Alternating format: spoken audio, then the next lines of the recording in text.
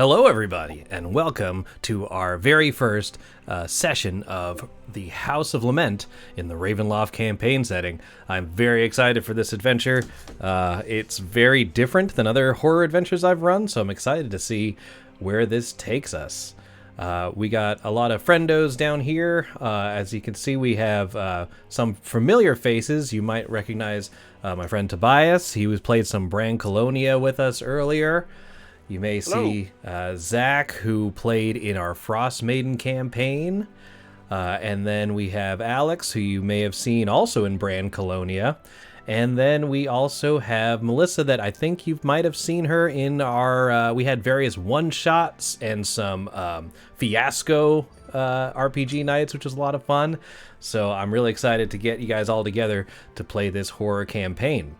For those of you just joining us, we are using the special little survivor rules from Van Richten's Guide to Ravenloft, where our characters are not stalwart heroes. They're kind of like the regular people that you'd find in the towns. So if you're looking for high-level characters, you're not going to find them here today. But that should make the story even more interesting, I hope. So everybody should have access to their sheets and information, and if we're ready, I think we're ready to start. Everyone good? Yeah. Let's go. Here we go. Following the directions in the cryptic message you received, it doesn't take long before they lead you from familiar roads onto a disused trail overgrown by weeds and roots of spindly trees. A light drizzle begins to fall as you travel. As you approach a wooden crossroads, the mist seems to collect and grow even thicker.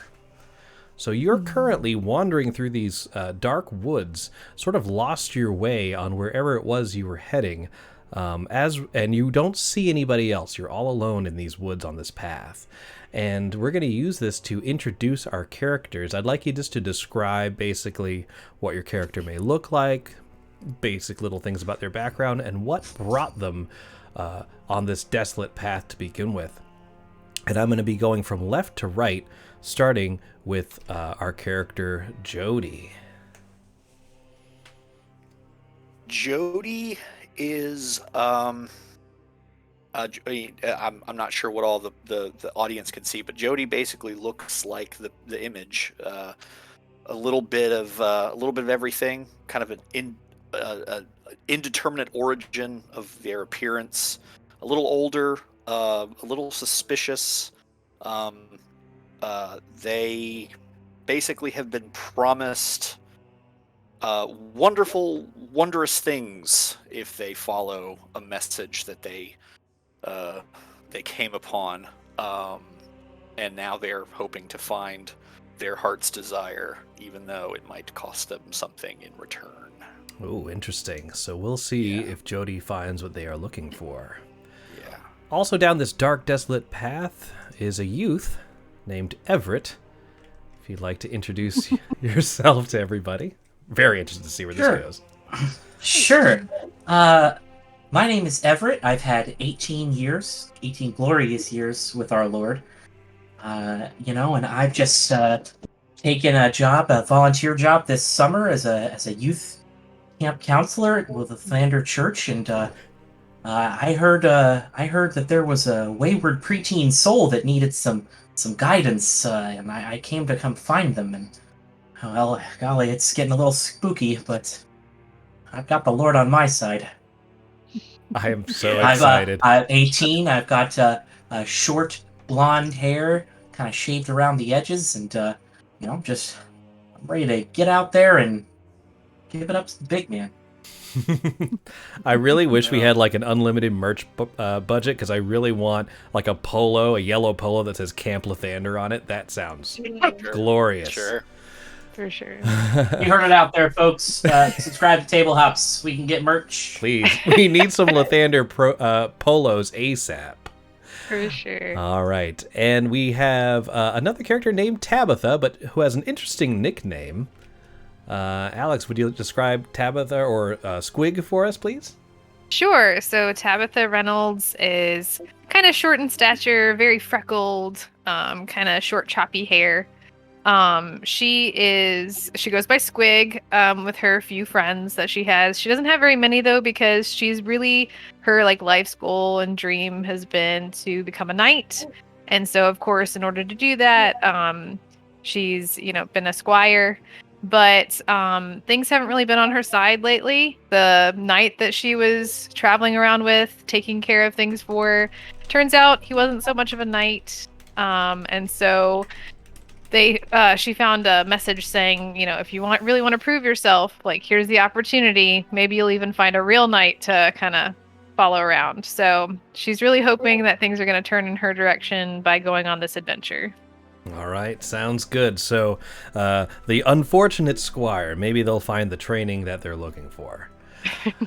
And last but not least, we have our character Vel Vexen. Melissa, if you want to describe Vel for us, please. So Val has been working as an apprentice under this super old wizard, and is at the point where I think she's getting a little bit bored. So she was doing her regular work, putting books away and cleaning up after the old man, and found this note that was very mysterious and came from seemingly nowhere. And that just kind of piqued her interest. And so she was willing to tug on that thread because the old man is just really boring her to death. She had to get out. Yeah. As a school teacher, I believe a lot of my students would relate to what you just said about me. Right. So. Yeah. Yep. All right. So all of your characters are searching for something. You found a mysterious note that's leading you to this goal that you have, but you end up lost in these woods. It is so dark. Maybe you have a small lantern or torchlight that's sort of illuminating around you, but the fog is so thick you can only see maybe a few feet in front of you. Then, as you follow the path, the mist seems to dissipate slightly. As you're approaching a wooded crossroads, and the leaden rain that's coming from above makes the cloaked form standing there all more unreal. So each of you do not see anyone else except for this one figure standing in the center of this crossroads. Jody, how do you respond to this figure? Who are you? The figure slowly turns in your direction, but does not emit any sound. Everett, seeing the same figure, what do you say to it? Well met, stranger. How are you this nice evening? Just passing through. All right, so two characters have greeted this stranger in the middle. Some of you think you hear a voice, but the woods muffled the sound, and you're not entirely sure if it's just the wind. Squig, seeing this same figure, what would you do?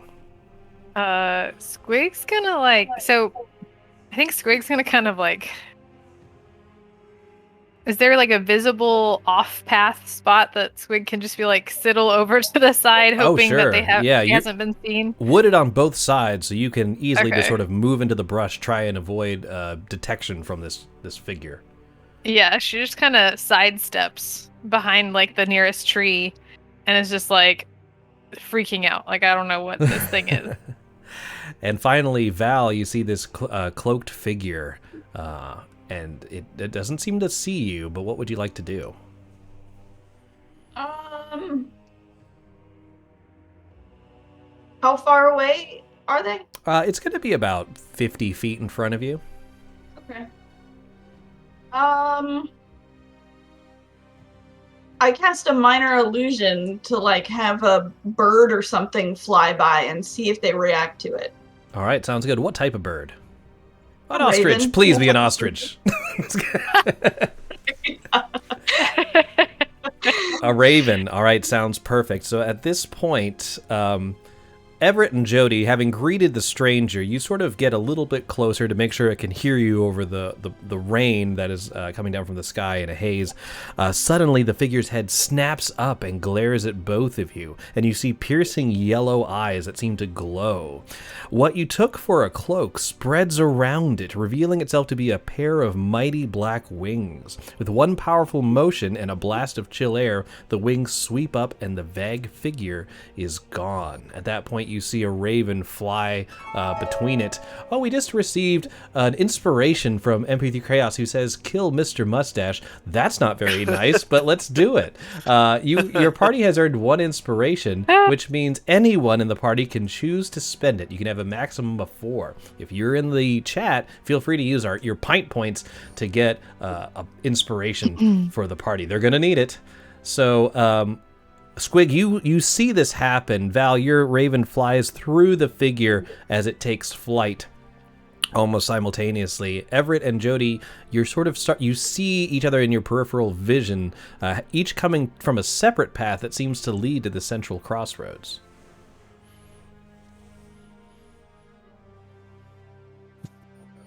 Let's start with Jody and go across. Jody, what would you react to seeing this figure flying up and then another figure sort of emerging beside you? I'm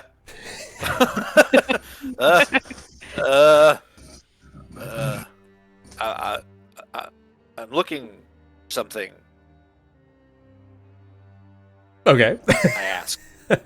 Yeah.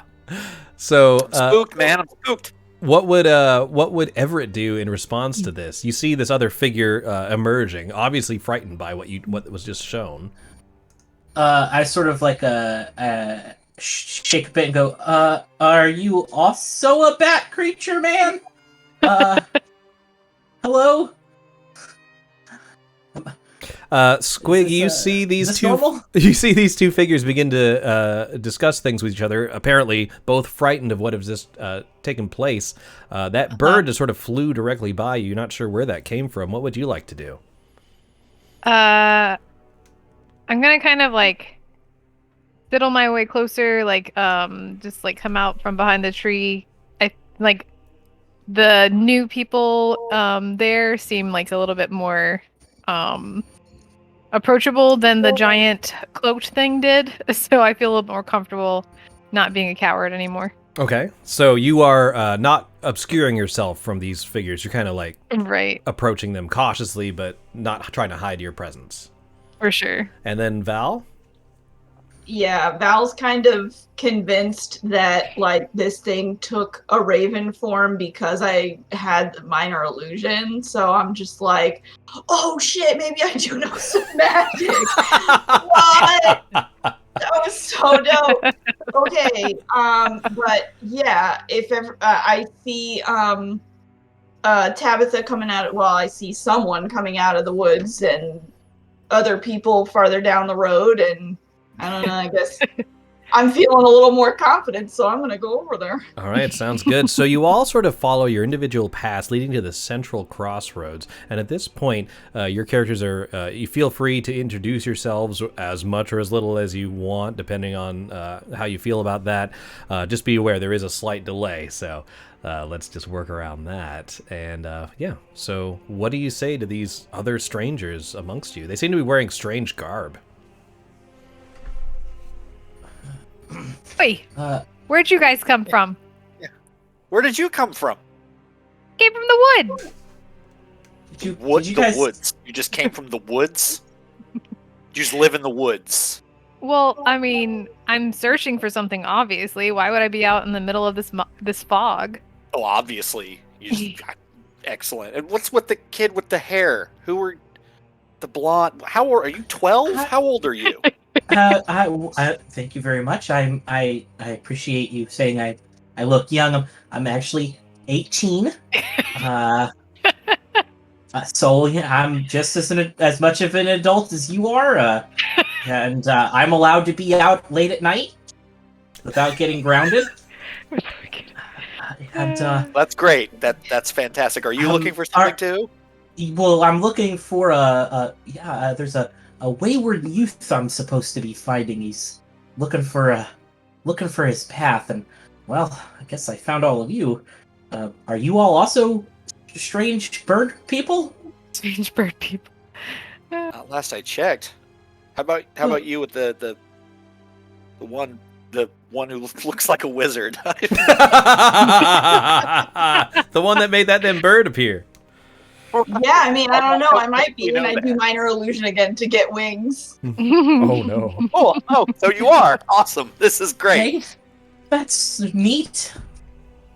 No, I dropped the illusion. I have no All, idea what's going on. hey, it's fine. All are welcome in his presence. You know, he's here for us. Oy. Cool. You're not quite So sure where do you all who go to he church? is. Yeah, here we go. Oh, boy. I kind of have an idea who he is. Like, I recognize that tone and that sort of glossy-eyed look. Yeah, okay. I've got a pretty good idea who he is. I haven't seen you around at congregation. Where? Well, I don't tend to. I don't get a no. So what are you looking for? You're looking for another. You're looking for a wayward soul, and what are you looking for? So I don't know. Like Melissa doesn't know because I don't really know what the note said as far as what I'm going to. But I just hold up the note and I'm like, well, I got this, and I was bored, so I figured I'd try to go. Does anyone else? found Now a that note I'm too? saying it, and now that I'm saying it out loud, it sounds really dumb. But that's how bored I was. Sure. Somebody told me to come out here too. Like, did this note just appear out of nowhere? Yeah, I honestly had been cleaning what do wizards have? Shops? Labs? All of the The above. wizard's lair? Tap A towers. shack, a wizard shack, like Radio I was Shack. cleaning- I was cleaning all day, and I know this place like the back of my hand. And this note just appeared under a stack of books. I haven't let anybody touch my saddlebag, and same thing happened to me. Do This you note also just show the? appeared. That's why do, you're not a knight yet. do you also show the letter? I do, yeah. I just like pull it out of like a pocket, and I'm like, somebody obviously wanted us to be here. Val, you notice that the handwriting on your note and Squig's note is identical. It's written by the same hand. Wait a minute. Well, Let me look at that's that. very interesting. I got a note too. It was Just, like, during pass it around. it was during crafts. I found it in the popsicle sticks. All Like of one you, the students was trying to warn me. to make conversation easier, we'll say that you all, unless you say otherwise, have told each other your first names, and all realize that the notes that were given to you are all written in the same hand. Okay. Yes. During the conversation, Squig, I think, Jody for sure, have definitely heard of Lathander. But Val, you've never heard of that before, that deity ever. Mm-mm. I mean, context clues, I know what it's about. Right. And, yeah, I'm just gonna try to sidestep any of that talk. Yeah, I'm not super thrilled. Well, I'm glad you took a I'm glad that you took a proactive approach to tonight's evenings. You know, the idle hands are Asmodeus's playthings. That was so good. That is a t-shirt, too.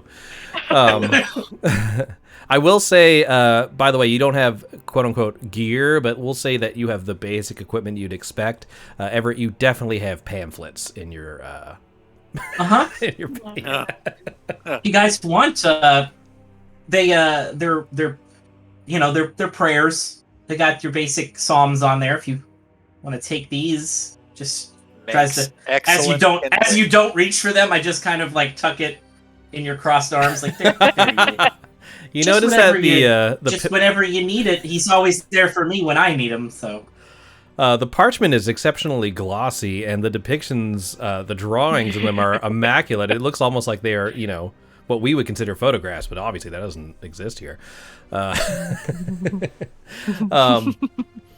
That's when, Jody, you notice something on the ground where the figure was standing, now that you've reached that central point. I take a look. All right, it appears to be a strange object. Not quite, it looks slightly familiar to you, but you're not entirely sure if you've seen it before. It is decorated with what appears to be bird skulls and various ivy. It is made out of dark ebony wood. I want that so bad. Yeah. And I don't. Pretty neat. Yeah. How large is this? It's about the size of your palm. Oh, interesting. As you see Jody pick it up, the rest of you notice that on the ground are large raven feathers. Can I pick up one of the raven? Yeah. All right, as you reach down to pick up the raven feather, you notice that it is exceptionally large. Obviously did not come from the regular-sized raven that flew by. They look to be about maybe almost 6 inches in length. You know what they say about big feathers? I don't. No, I don't. I do not That's know. A big bird. Big It's a bird. really big bird. Yeah. I've heard that too. That's so weird. Yeah. Science. Man, we're on the same brain length already. Yeah. Like, jeez. Meant to be.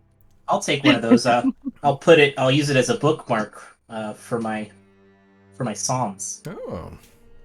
So- Before I picked it up, was it pointing in a specific direction as it's sort of No, it was kind of arrowhead? in the muck, in the rain-soaked earth. It looked like it was dropped. As if the I figure just probably put just fell that out of their clothing. Okay, I just put that in a pouch somewhere. All as right. a interesting little thing to have. So unless I'm mistaken, everyone now is carrying a large raven feather, and Jody is carrying this strange triangular wooden object. Yeah. Okay. The guitar pick of the gods. It's the pick of destiny. At this point, you see you're standing in the middle of this crossroads. The mist seems to be seeping in, growing thicker around you. What would you like to do? Anyone Is got there any any light ideas? coming from anywhere? Is there a house or a farmhouse or a fire or anything anywhere? Is it just fog in all directions?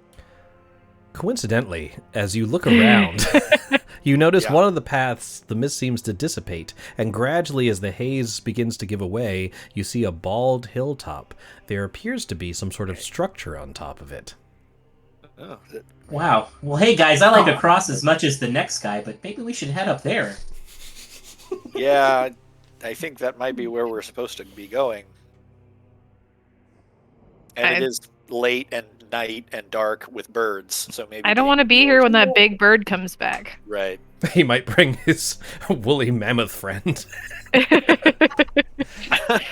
All right. So, taking trust in strangers, do you all head towards the structure? Yeah. Sure. I was I like, don't nope, trust peace them, out. but- Yeah. Strangers are just friends you haven't met yet. Yeah, this kid's gonna be fine. The other two, this kid's fine. We're fine. Everything's fine. You see a grim black tower, the last defiant turret of a long crumbled fortress. Attached to this tower is a 3-story manor house. Weather-beaten and veined with ivy, a porch girds the house, its sagging roof sheltering a stout front door that stands slightly ajar and emits a flickering light. Do we knock? Do we think people are here? This is slightly in the distance. We can just assume it looks like the picture that you're seeing on your screen. So you can you can approach it if you'd like.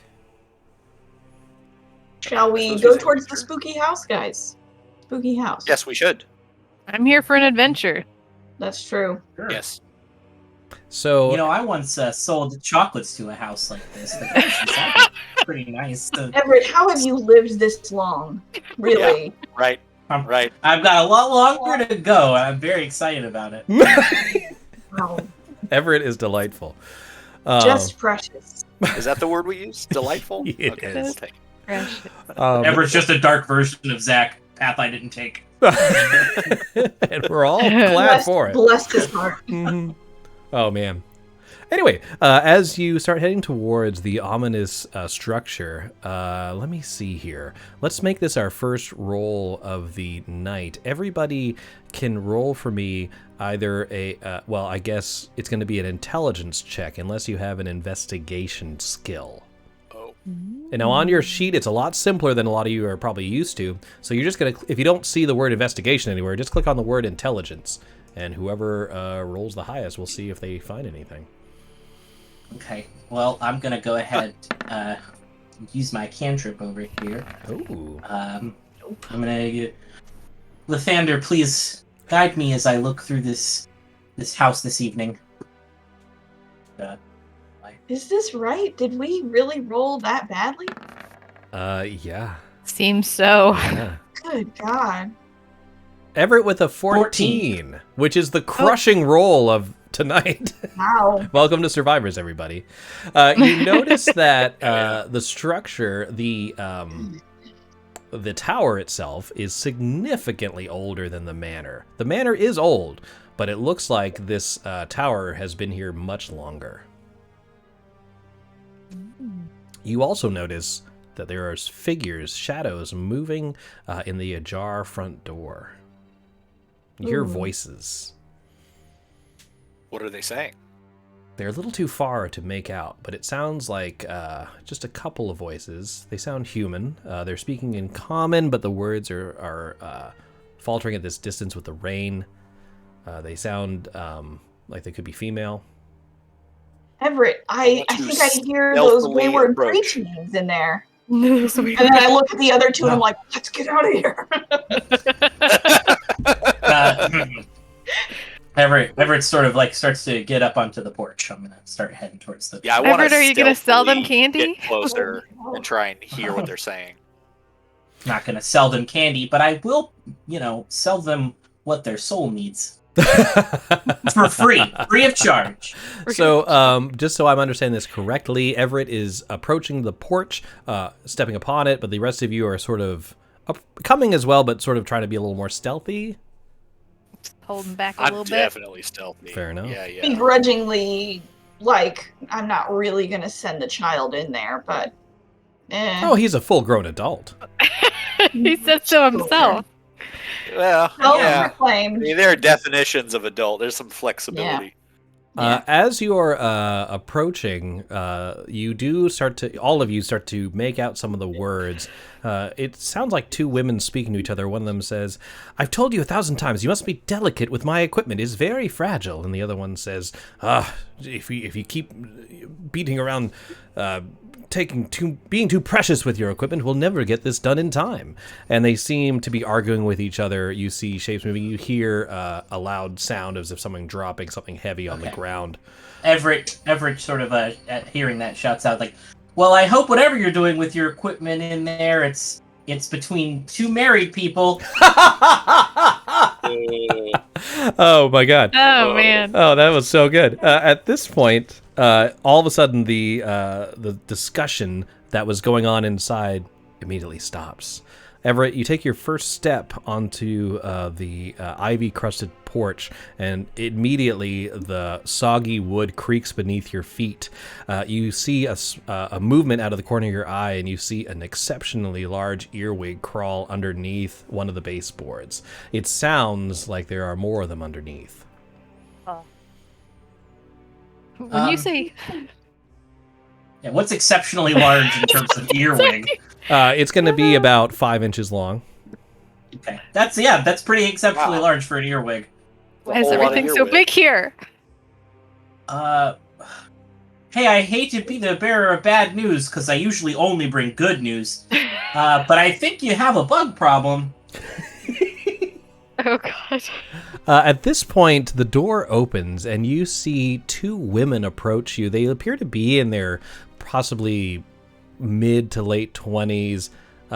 One of them has very shortly cropped hair along the side, similar to yours. The other one's hair is a little more full.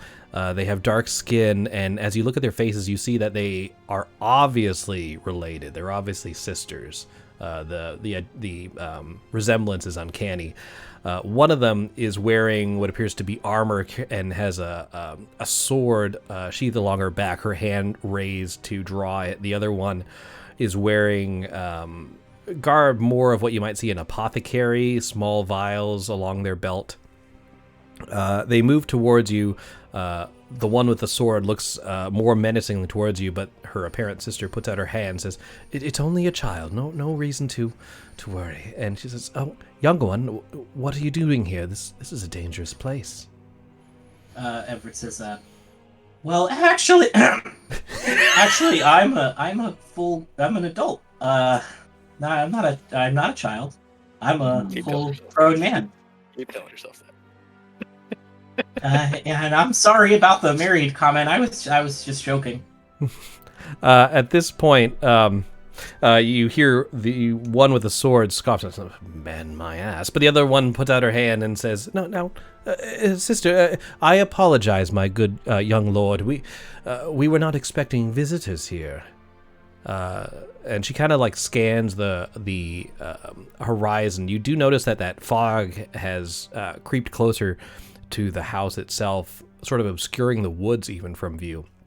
The rest of you see these two women approach Everett. They don't seem to mean him any harm. One of them is at the ready with their sword hand on the handle of their sword. When I see the hand on the sword, I like kind of take several steps closer to Everett, kind of like out of what's the word I'm looking for? Out of like a protective kind of nature. Okay, fair enough. How about Val and Jody? Kind of thinking that everything is under control over there. They seem to be, and they're a little distracted. So I would like to kind of scamper about and see if there's other parts of the house, other ways in, anything unusual. I'd like to stay outside of the head, kind of like run around the side of the house and behind it. The perimeter? Okay, sounds good. And yeah, Val? Perimeter. Yeah. I mean, I would want to stay within line of sight, maybe 25, 30 feet back from the front door, like off the porch, but not really, like still in the front yard. You Okay. know? That works for me. So that if anything squirrely happens.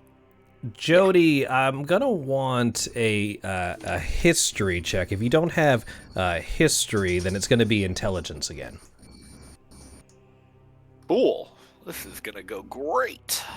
Oh, Val, Oh, do the so I have same to be thing, here. but at advantage. Okay.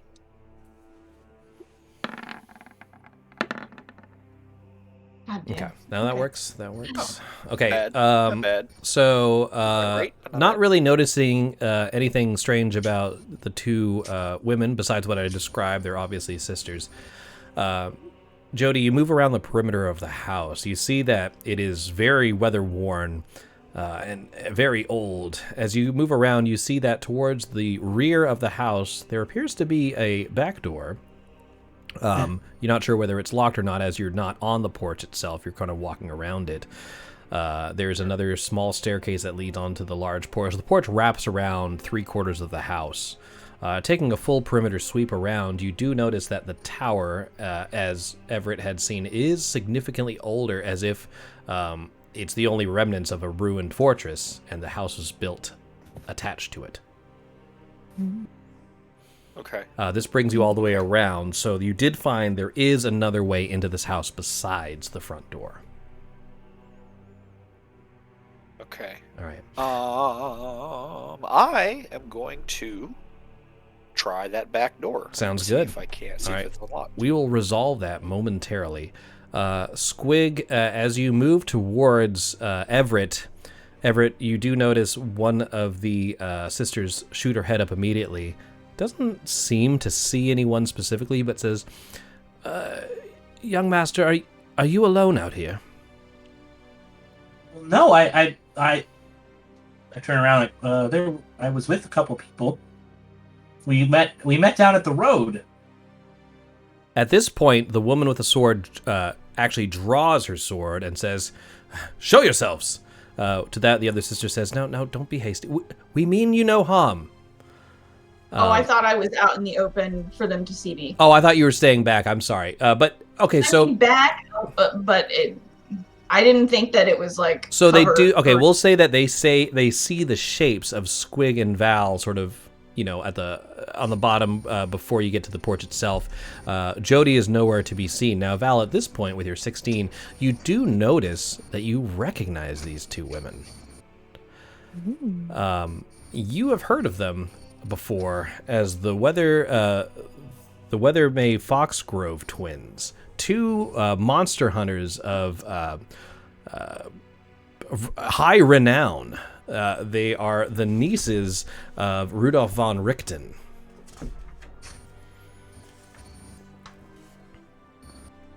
Okay. But I wish I knew who they were. yeah, Rudolf von Richten? Yeah. But I'm saying Val knows this as Val is sort of an outlander to... I'm assuming the rest of you are from Faerun, it seems like. And then Val is from somewhere else.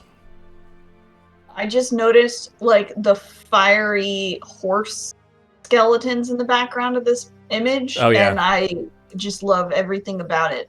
It is. Yeah, this is their backstory. There isn't a whole lot of artwork about them, except from from Tui back in the day. But I really do like these characters. Let's move on. So I'm going to actually at this point bring up the map, and so we can position ourselves a little bit better. So it should be loading up. It's very large, so you might need to zoom out.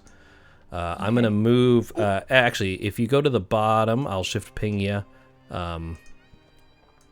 So I know that these are essentially heroes, yes? Yes, they are Adventuring heroes. They're legendary monster hunters. Right. As soon as I have some sort of recognition of them, I'm going to be like, oh my god. Oh my god. Guys.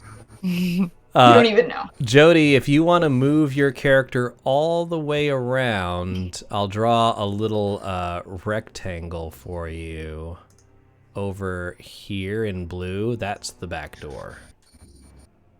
I guess side door is more accurate. It's way up at the top. Okay. I'll also Okay, reveal some more of the area as you've done the perimeter sweep. Sneaky, sneaky, sneaky. Sneaky, sneaky, sneaky. All right, so heading back to Everett, now that your newfound friends have greeted you, what would you like to say to these two individuals? I say, anyway, we came here looking, each of us for something, but I heard that there was a young boy or girl around here that needs some help, and I came to help him. Do y'all?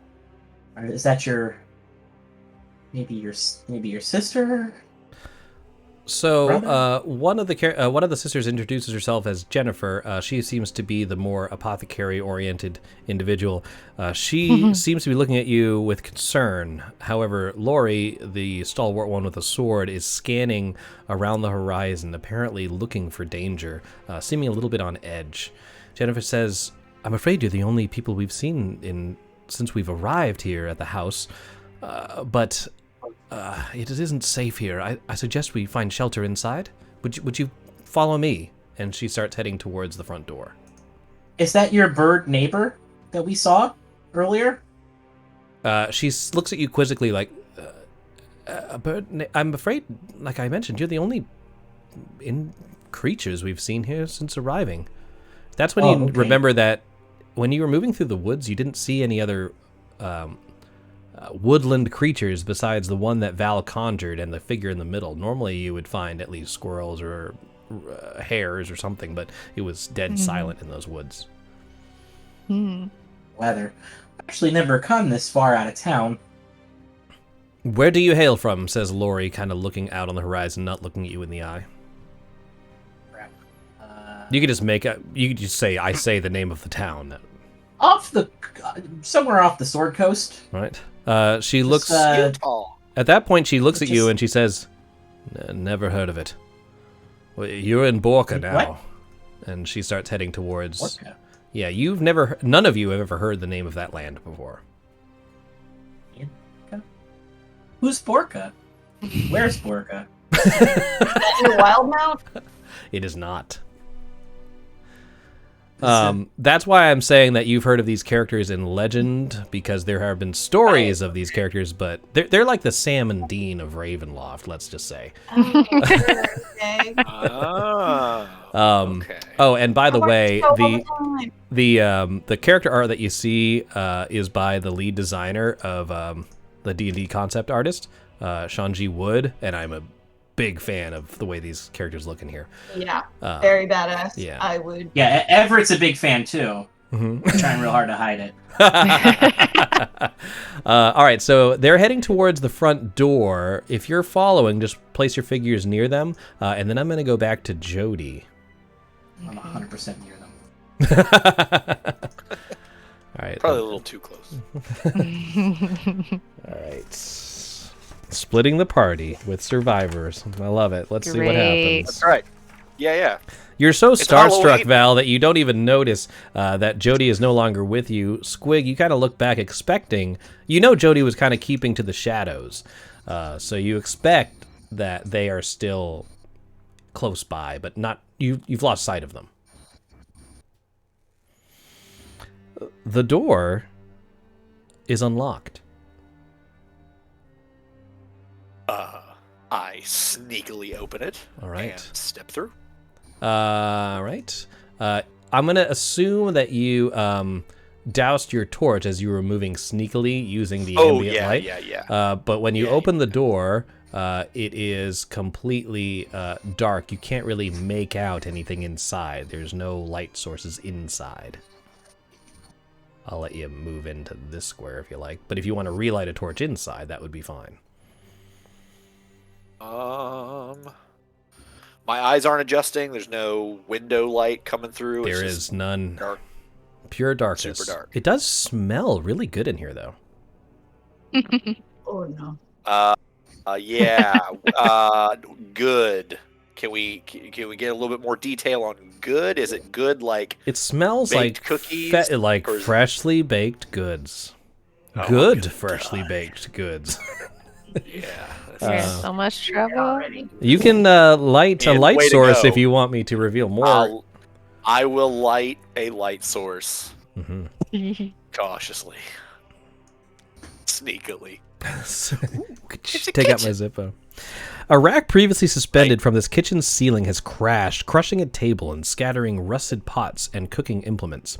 A sizable iron stove is built into the north wall. Several doors lead from this room. There are quite a few. The doors are a little small, so I'm going to draw little blue squares around them if you don't mind, it's a little easier. Yep. So you look around, the whole place is in disarray, but on the table directly south of you, you see what appears to be a large, delicious-looking muffin. We'll come right back to you in a minute.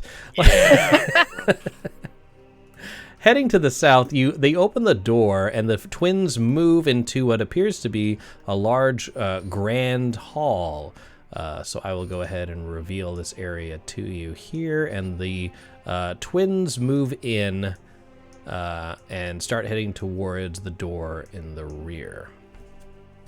Holy cow! Is this your house? She looks towards you and says, "No, of course not. We're here on a job." Oh. Kind of job. Oh. You see? Yeah, if they called you in here, there's something bad going on. You see peeling wallpaper, and there's a musty scent that clings to the walls of this spacious foyer. A curving staircase rises from the cracked tile floor to a balcony above, keeping its distance from a darkened chandelier. Doors lead in every direction. At the room's center, a bronze sculpture of an antlered eagle perched upon a marble pedestal is dominating the center of the room. See an antlered eagle. Mm-hmm. Okay. I love When you it. put it together, does it lead you to the Cave of Wonders? It kind of reminds me of, what is it, Eagle Claw from Cobra Kai? But anyway. Oh, right. Eagle Fang. Shoot, what is it? Eagle Fang. Eagle Fang. Eagle Fang. Right. That's what it is. Yeah. Eagle Fang. Eagles don't have fangs. Shut up. So there are. Can you guys see the gray doors well enough on your map, or do you need me to outline them? I find them a little dim, but I think there's one right next to me, right? Yeah. yeah. I just Kinda. see 3 of them. Okay. So if you don't mind, I'm gonna stop highlighting all the doors because it. But if you need me to, I will be happy to. Okay. Organic Sam, good to see you. Thanks. This is awesome. You guys rock. Appreciate you very much. What are we doing right now, guys? Oh, yeah. So at this point, they're heading towards the door to the north. As you say, if you're on a job, then, it must be a pretty serious job. Jennifer seems to sort of chuckle to Lori and says, see, sister, our reputation precedes us. Yeah, I'm following them very closely. I'd really like to know more about what you all are up to as well. Just anything you want to tell me. I just go into an info dump of everything I've ever heard about them ever, and I am talking very quickly and very excitedly. And so as you're sort of nerdgasming over the characters here, Jennifer sort of points towards various scientific-looking objects, saying, like, oh, would you please pick that up and bring it in here? As Lori picks up the large crate that she was bringing in. They basically asking you to bring in these items.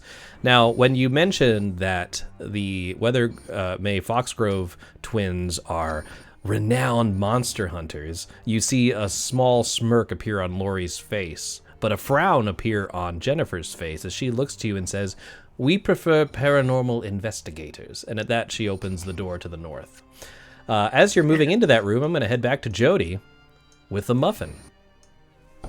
Jody with the muffin. Jody with the muffin. That sounds like a college punk band. Bow, bow, bow, bow. Jody and the muffin in the morning. What would you like to do? It smells delicious. And it's quite large, like everything Smells else in this room. delicious. Room, yeah. It's quite like large as in. It's about just a good- 3 inches in diameter. It's like one of them big muffin tops. Right on. And it looks freshly. Like you can see steam emanating from the top of it. And there doesn't appear to have been like an oven, like a stove or. There oven is or a stove, fire but or it looks. hearth or anything. There is a stove, but it looks cold. It's an iron stove built into the northern wall. We'll just say it's that fireplacey looking Madoo next to you. And the muffin isn't doing anything to lure me in other than looking delicious. And smelling really good, correct. just Okay, a then little muffin over here looking I've good. I've That's Muffin's inner monologue. Oh man, Yeah, I I've want a encountered- muffin mimic for I've sure. encountered too many dangerous muffins in my time to know that I need to. I can. It's cool. That's a I don't need dangerous to- muffin. Fine, you can come over here. The steam coming out of it. The steam coming out of it makes a hand shape, and it. It's like That's beckoning this. you as a Right. mage hand. Muffin. No. I'm going to very carefully head south to the door to the south. Okay. You think you hear Bypass the muffin. what could be a sigh coming from the fireplace to the north, but it's probably just the wind going over the chimney. A sigh? Like a Check for muffin traps. Yeah. Muffin traps. Okay. I am. I would like to. Okay, then if I'm hearing something that sounds like a voice, I'm going to check the fireplace okay. and see if I can't find So something. moving over here to the fireplace, you do see the old soot, ancient remnants of what probably was a fire burning in here, but it does seem cold. It doesn't look like it was used in quite a while. There is sound coming from above through the chimney, but you'd actually have to bend down and then turn around and look up the chimney to investigate further. I don't want to be the one who dies first. I don't think I do.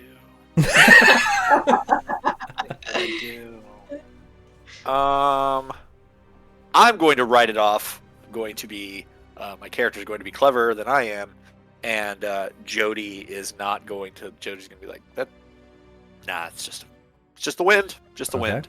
And I'm going to continue searching to the south. That and works. Head through that door. We'll head back to you in just a moment. The Weather May Foxgrove twins open the door to the north, revealing a large, well, not revealing shit, because my tools, there we go. Revealing a large chamber. And it looks like they've set up some of their gear in this area in the top left corner, sort of as like a home base camp. They move in as if, they're familiar with this area. And Jennifer begins to explain, "My sister and I were brought here to stop the hauntings that are plaguing this old house. People have been going missing for centuries, back when this used to be an actual fortress. There was a family that purchased and built around the fortress their own house, but they went missing too. And since then, this house has been known as the House of Lament, as no one has seen the Halvrist family since they went missing that night." As you enter this chamber, you see dozens of faded portraits along the parlor's walls. The subject's eyes are fixed on a circular table that bears an ornate-looking board with various icons and drawings upon it. A wide mirror hangs over a tall fireplace set in the north wall. Before you comment on what you're going to do, Jody, you do hear doors opening south of you. Okay. Everett, let's go Everett and come back around to Jody. Everett, what would you do as you enter this room?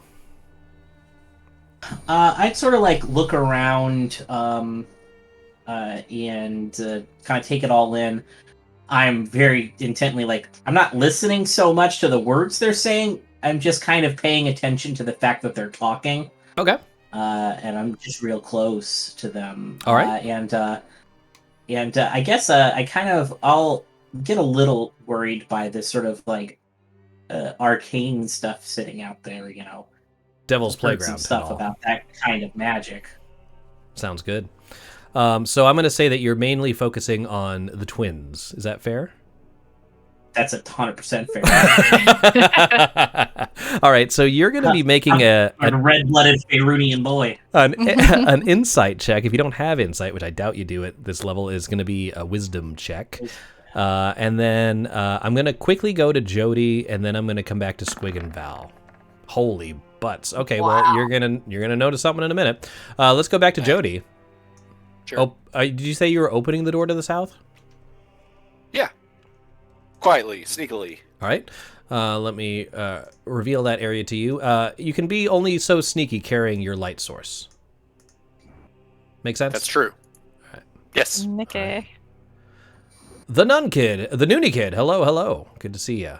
Don't forget, guys, if you're in the chat, you can award inspiration to our players. Just click on your pint points and click on where it says Give Party Inspiration.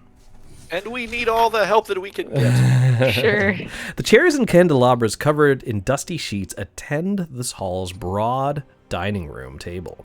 Still life paintings depict multiple grand feasts hanging on the walls, their faded oils making the wood look rotten. You don't see anything else in this room except for at the far chair, the farthest from you over here, Jody. You see what appears to be a form under a sheet covering the chairs. It's not moving, but it's conspicuously child-sized. I'm sorry, one more time. It's under a sheet under the chair? On under the chair, a sheet? covered in a sheet, Okay. is a strange child-sized form, unmoving. Like sitting in the chair or like standing in the chair? It appears to be sitting in the chair. Okay. Heading back quickly to the other room. Thank you for Mochi16 for the inspiration. You guys are now at 2 of 4. I think I know who that is. No idea. At this point, guys, if you don't know what inspiration is, if you haven't played D&D before, it allows the characters to roll extra dice when they're trying to do something, giving them basically double the chances of succeeding. It could come in clutch at very important times in this adventure. At this point, the rest of you in this chamber, hear the sound of a door opening to your east direction, and Lori draws her sword and says, "We're not alone," and heads towards this door. I'm going to move over to Squig and then Val, and then I'll tell Everett what he discovers. So let's start with Squig, if you don't mind. So we've just heard the door. Yes, and so Lori's I'm like gone to looking investigate. around. I'm looking around and I'm realizing that the other stranger that we met, Jody, like isn't with us at this point in time. Mm-hmm. And I'm like, wasn't there somebody else? Like, I'm pretty sure we met at least a couple other people out in the woods. Lori draws her sword and slowly opens the door. Oh no. Squig, would you like to intervene or just see how this plays out? I'm gonna intervene. Okay, what would you like to do? And be like, wait. I see you're drawing your sword. I understand it. Like, this place is real creepy. But I'm pretty sure somebody else who was with us is not here with us in this room. And I'd really hate to see you kill somebody that I just met. She takes a small calculated pause and says, "Can you be 100% certain that this is your friend?" Nope. Just like matter-of-factly is just like, sure can't. Then either stay out of my way or be of assistance. And she moves into the hallway. I think she might have used to be a knight, because they all have that kind of attitude. Yeah, you're very used to this demeanor. Full of herself. She doesn't make any stop to... she seems to want you to come with her. Okay. I'll follow. Do I hear people coming? You do hear a door open, yes. Oh, I hug the wall. Okay, cool. Let's go ahead. Squig, I'm just going to move you right here next to Lori. And I'm going to move over here. And I'm going to, if you don't mind, Everett, why don't you move just slightly more north, and then I'll... Oh, sorry. Let me do Val and then Everett. I apologize. Val, what do you find interesting in this room that you'd like to learn more about? Or So as soon as I walk into this room, I'm just, again, like, whoa, what does this do? What is this? How do you use this? What is this for? And also, like, kind of plugging myself, like, oh yeah, I work for this wizard, and I can do all these things. Like, I can do your filing, and I can do, like, I can clean up, and just, like, basically kind of subtly, not so subtly, dropping my whole resume on them and trying to... that sounds good. So as you're saying this, Everett, you hear Jennifer give a polite, mm-hmm. Oh, yes, that's nice. Sounds very interesting. As Val is just consistently spouting this, she does a... How can I put this? She's looking for something, and it happens to be way at the bottom of the pile of their camp, so that gives Everett plenty to see as this is happening. Everett is talking to her while looking up. Just like, so, your sister's really cool. You are too. But what are you up to these days? So as you're trying not to,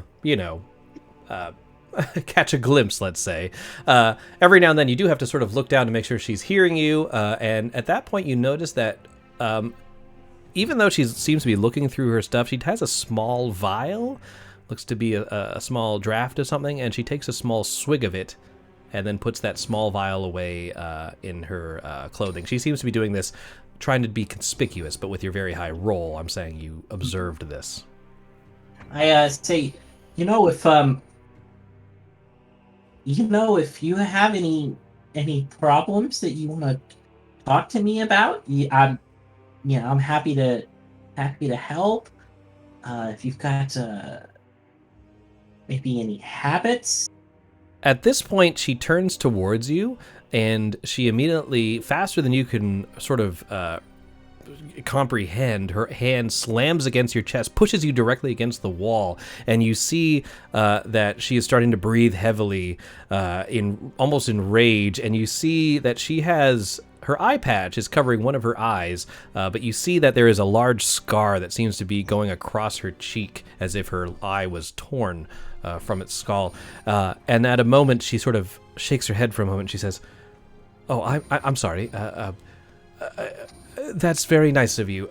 Now, if you excuse me, I am under a lot of stress." And she continues to look through her... Yeah, that's perfectly fine. Everett has a tiny shield, and he moves it in front of him. All right, sounds Sure. good. Sure. Yeah. So we'll say that sort of like pins against your chest as she you know. No, it's not in front of his It's chest. lower. It's lower. He All right. says, "It's perfectly okay. You just get back to looking." At this point, you would have seen that, Val. You would have seen that outburst, and it Yeah, was very I'm sudden. laughing hysterically. You're not worried in the Hysterically. slightest. No, Lori No, I can see opens the everything door that's going on. and steps into the dining room. Squig, I assume you follow. I'm sorry. Yes, I do. For Jody, sure. when I'm you staying pretty you said close. you were pressing against the wall, did you douse your light source? Yes. Okay, sounds good. Give me a stealth roll, please. If you don't have, you should have stealth as a skill, but if you don't, it will just be I dexterity. do. All right, Yeah. cool. Unfortunately, no. Yeah. You see, Hey, guys, what's up? You see Lori enter, and at first you believe that she does not see you. You believe you've stealthily done it, but as she moves here, she very quickly turns around and draws her blade faster than you can see, and it's put right against your neck. Squig, you see no. Jody in front of you. Now Lori has her or they in a death lock with her sword. What would you like to do? Whoa, whoa, whoa, whoa! This is totally the dude that we saw in the woods. You don't gotta be like this. Why are they sneaking around like this? I mean, we all came upon this really creepy manor, and I think he probably was, just trying to get to know the area. I almost didn't, come. Sorry, I'm just surrounded here.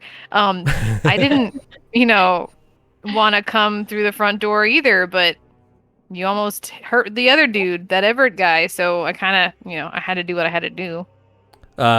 Lori Yeah, listen to her. She knows what you're maintains talking about. eye contact with Squig, but as soon as Jody begins to speak, her blade raises, and then she snaps her head towards and says, "You'll speak when you're spoken to." And then she looks back at Squig and says, Oh. "See what that is." She indicates towards the chair with the shroud over it. I I don't know if I want to approach this shrouded thing. Like, are you sure, like, I'm gonna be okay, like, walking over there? Not for nothing, you're the one with the sword. Lori ignores you and looks towards Jody and says, "Now you explain yourself." Hey, I did. I was just curious. I was just looking around. I got a letter about this place. I wasn't sure. I thought maybe you were looking for something. I just wanted to look for something too. There's a really big muffin in the kitchen. I don't know if you found that yet, but that's kind of weird.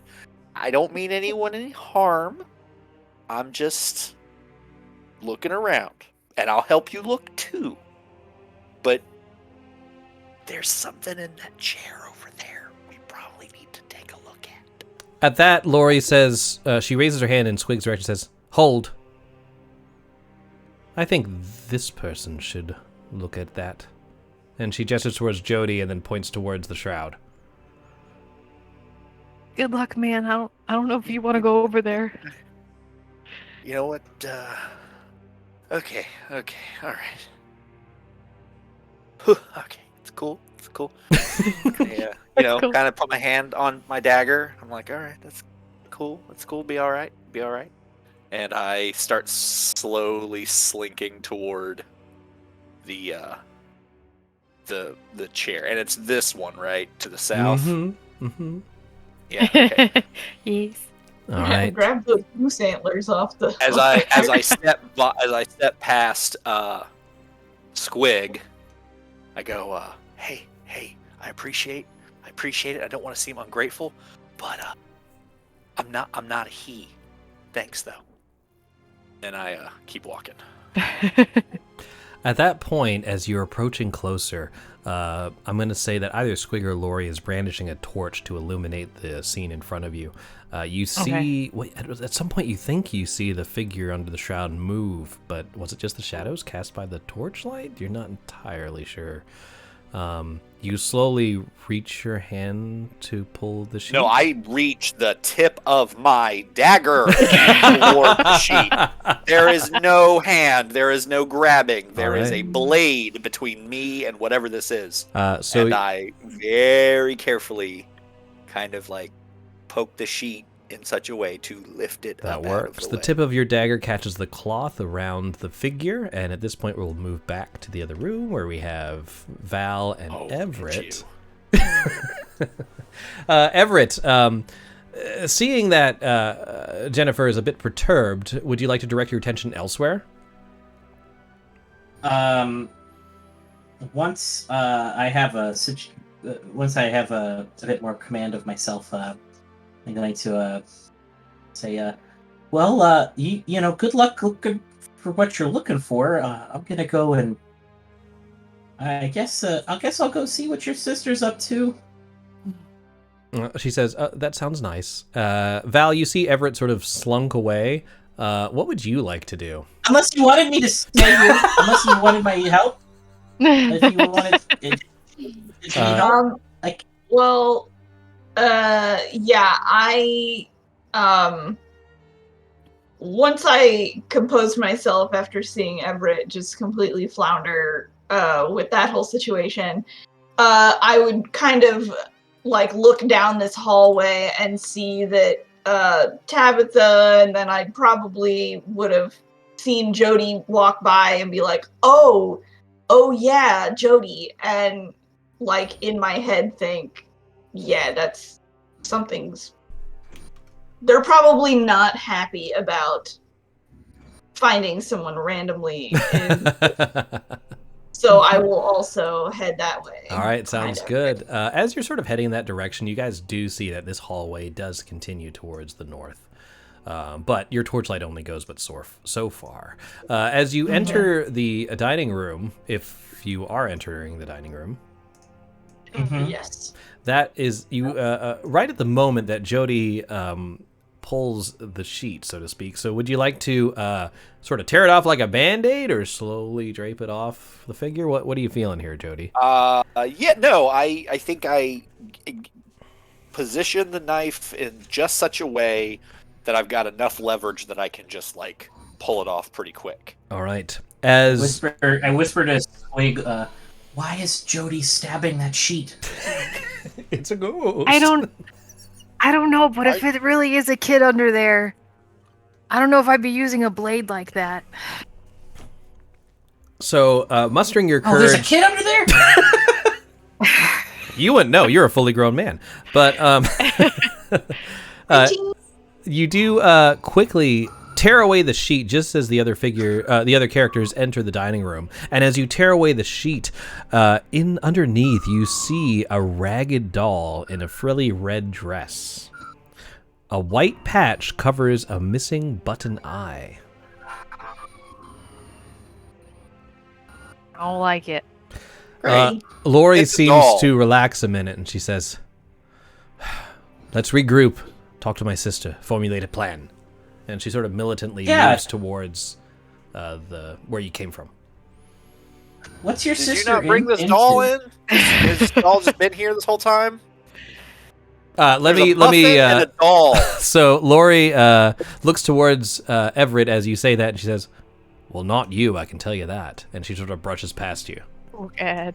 Oh, she's wanted. Oh. Oh. At that, she kind of Well, that's- side eyes I mean- you and then sighs and walks, sort of tries to move past Squig and Val. Wait. Before I'm we just walk out resuming of my here. laughter. Before we just walk out of here, do you just every day find dolls under sheets? Like At this, Laura says, these creatures, they try and get into your mind. They try and cause fear in you that will make you foolish. I will not fall for these tricks. What creatures? I don't... What creatures are That's you what we're here to investigate. There's some sort of manifestation here, and our job is to kill it. Stop this evil.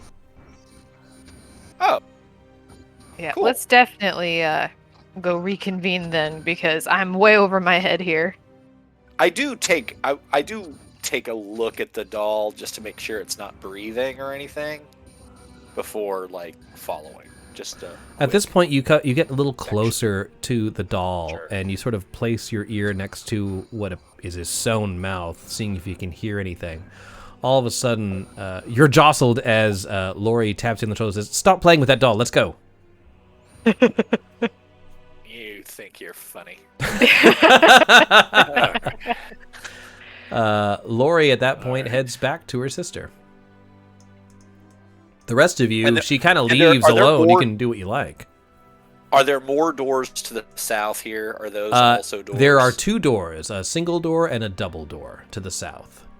Those are also doors. Yes, the gray things are the doors. And again, if you need me to highlight them in blue, I can. I'm just trying to avoid that unless you need it. I'm welcome. Welcome to do it. I don't see the gray. I don't quite see the gray. Oh, that I could see, also like, be a my little- poor revealing.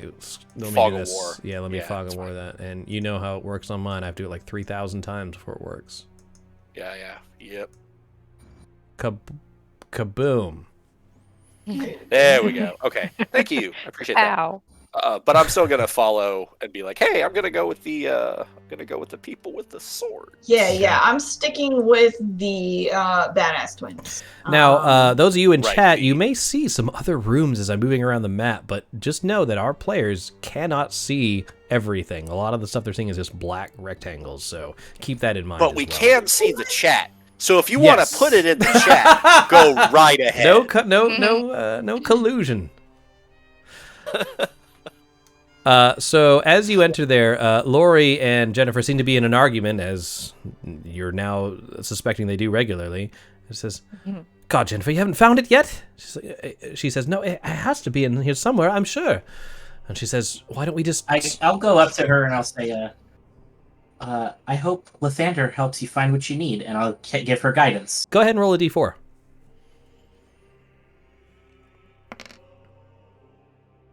Okay. Two. As you come up to her, at first she sort of seems annoyed, but as you sort of speak, she seems to calm down a bit and sort of focus more on what she's doing.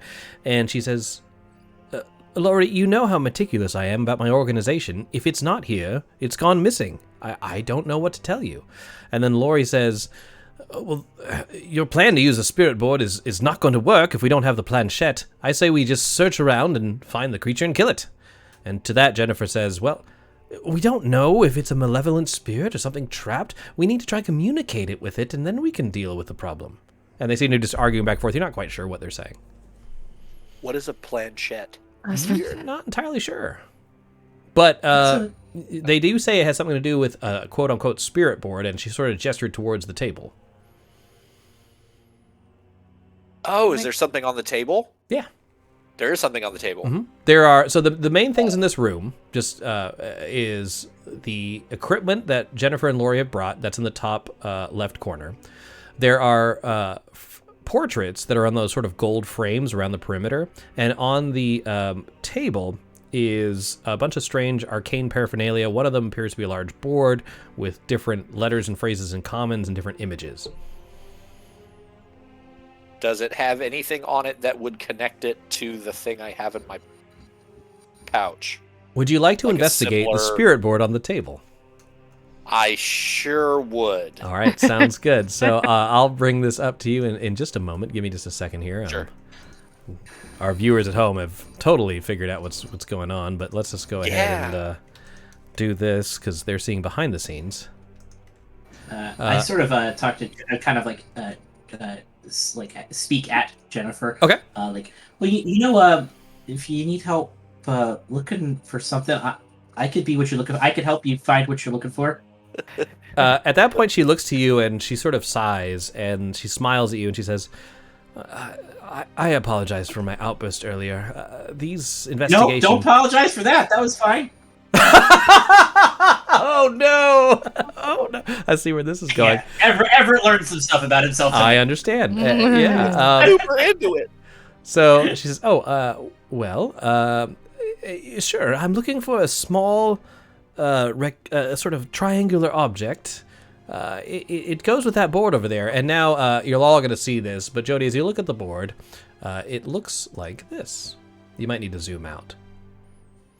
Cool. So badass. Oh, I like that background too. That's cool. It does look of I overhear this. Uh-huh. I hear this conversation. Yes, you do. In a Yes, giant- no one's trying to. Yes, you all are all hearing this. Yes. So I kind of shuffle through my satchel and I go, like this?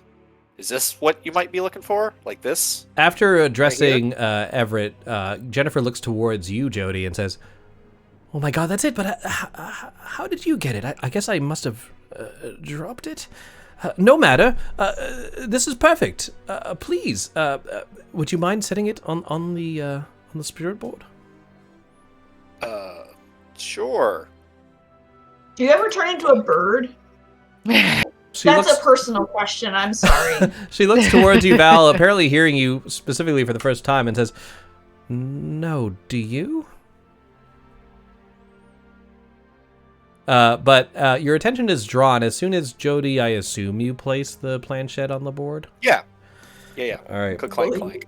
So you place the planchette from your pouch onto the board, and as soon as it hits the table, it immediately seems to snap towards the central eye. That's... Well, magnets, how do they work? She says, Jennifer looks excited. She says, "This is perfect. With this, we can communicate with the spirits of this house." Lori seems exasperated and says, "Well, we don't need to speak to it. We just need to kill it. That's what we were hired for." And Jennifer says, "Well, we don't need to necessarily kill it. We don't know what we're dealing with here." And they seem to argue back and forth, and then all of a sudden, Jennifer holds up her hand. She says, "Now, hold on. Maybe we should see what our new friends think." And they both look at you all expectantly. How do you kill a ghost? Well, you use proton streams, and then we have these boxes that we... No, they don't say that. Lori says, "It's always some manner of creature, and with my blade, I can cut it down. If it's undead, then I'll make it fully dead." Jennifer seems, sort of rolls her eyes, and she says, "That's not the only way to deal with this. Some of them just need to be laid to rest, or they have unfinished business." I'll help in any way that I can. Like I said, filing, clerical things. I don't know, I'm not very powerful, but I can learn things. I can do this, and I make another, bird fly by. I know. It's a pretty impressive illusion there. Lori actually looks pretty impressed. Jennifer sort of chuckles as if you just, flicked a card from behind your hand kind of deal. But they sort of go to the corner and whisper each other. You hear them say something, "They could be useful. Maybe they are here to help." Eventually they break the huddle and they look to you and they say, "Very well." Lori says, "I don't like it, but I lost the last bet, so my sister's plan takes precedence. We will attempt to prepare for her so-called seance," she says, rolling her eyes. "If you would all make yourself useful, perhaps scout the first level of this house? I wouldn't wander too far." Well, sure, but can I lead us in a prayer first? Just No. Lori says, "You all can do what you want. no. Me and my sister have work to do." Jennifer says, "Well, there's no harm in a little prayer." There is no harm, Jennifer, at all. And a little, I would even, if you wanted to do just like a personal prayer, Walk Between- away. between you and me. Yeah. Like a two-person prayer. Prayers about all the chance that kid's got. Lori is scoffing at this point, and she says, "Make yourselves Okay. useful. Prove yourselves. But stay. If you shout, I will come. I must stay here and guard my sister. But if you shout, I will lend my aid." Prove myself. Wait. I can do that. I'm a man. Well, all right. So I will turn to Lori first and just say, how long have you guys been in this house? You haven't already scoped out the first floor? She looks at you and says, "No, we've only just arrived. Do you help bring in the last bits of equipment as we speak?" Oh. Apparently, they Okay. cleared this room and they threw all their stuff in the corner, and they were just finishing up their load. So they apparently arrived moments before you did. Oh. Convenient. Yes. Good. Interesting. Neat. Right? But there's no way we could, like, hang out with you guys and, like, help you, like close to you? Because, I just, like, gesture to the rest of us. And I'm Jennifer like, puts her hand "Oh, on your no." shoulder and says, "No, worry not. My sister has this thing about wanting to test new recruits," was what she calls them. "Prove yourself brave enough, and we don't wander too far. If you yell, she will come and aid you. Or once we're prepared, if you're interested, we will contact you when we're ready to conduct the seance." Never seen a seance before. Seems Yes. pretty interesting. This Yep. gets better and better. All right, I will. All right, I'll team. head out this end because I want to open this door here. All right. All right. And I just sneak. I just want to. All right, Look so around and before see you if there's even anything notice, fine. Jody is out the door. Val is close behind Swig and Everett. Are you good to stay together, or do we want to split the party again? No, I'm going. I'll go search. They asked me to prove myself, and I'm going to. Yeah. All right, sounds good. Same. So at this point, everybody, we're going to take our very first break. We're going to take just about 5 minutes, 7 minutes-ish. We'll meet back here at 8:30, and we'll continue our adventure. Sound good? Yeah. All right, see you Yeah. guys all soon. Be right back.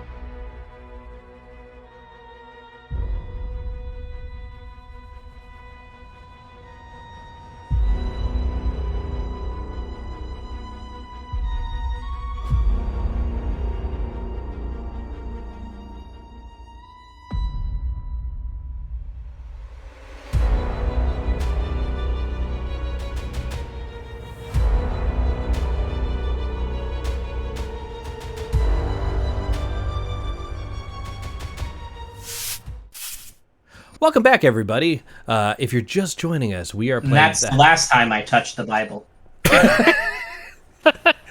If you're just joining us, we are playing the House of Lament from the Ravenloft campaign settings, and our characters have just met the Weather May Foxgrove sisters, and they've been tasked with sort of searching, scouring the house, mapping out the house, but warned not to venture too far. We find ourselves in a large hallway with multiple doors. And Jody is stationed at the southernmost door. What would you all like to do? I would like to sneakily open that door. All right, and start scouting the ground floor as we've been passive-aggressively tasked. All right, you gingerly slam open the door. And all right. This appears to be some sort of sitting room, a guest entertainment area. Again, everything is very moth-written and old and decrepit. There is a fireplace located here as well, and a strange urn to the south. It appears to be some sort of bust, but it's almost skeletal in nature. That is far to the south wall. There are multiple exits leading out of this room. I want to poke the urn. Yeah, I'm definitely going for that urn. I want to see if there's something. Oh boy. All right. So heading towards the urn. Carefully. Squig, you said you actually poking that bitch? Jesus. Yeah, First. yeah, I'm gonna do it. Yeah. Okay. Dinner. As Maybe a soon movie. as you hold out your finger to the urn, and it looks to be like an emaciated man, like the skin, it's carved to look like it's stretched over a very prominent skeleton or skull. Out from the hallway. You sure you want to touch that? You guys, whoever carved this, like, it's so realistic. As I soon just, as like, you touch it, touch the all nose. of a sudden, the flesh in the marble seems to melt off of it, revealing a skeletal creature underneath, as if it's just sort of rotting. And then all of a sudden, your mind is flooded with a dark, shadowy malevolence. And you see multiple limbs pulling out of the wall, seem to be grasping various arms and other appendages swooshing out of the walls. As soon as you God. blink, though, everything looks as it did once before. Oh God, guys! Oh God! What did I just see? You are going to take This 3 real weird points. architecture. You do take Oh 3 my points of God. psychic damage. Oh my God! Everybody? what did I No, do? just Squig, because they then Oh. poke that. No, bitch. just the idiot. Just the complete idiot. So, of psychic damage, is that just hit points? Yeah, it's just going to be hit points. Okay. Meanwhile, Val doesn't think anything happened, and she's just like, "Oh, okay." Yeah, all of right, you basically cool. saw Squig touch the Guess we're good. the bust and then scream. Oh. Oh. Is everything okay, Squig? Limbs, and there were other limbs, and they were coming out of the wall, and there's a skeleton under all these gross-looking skins.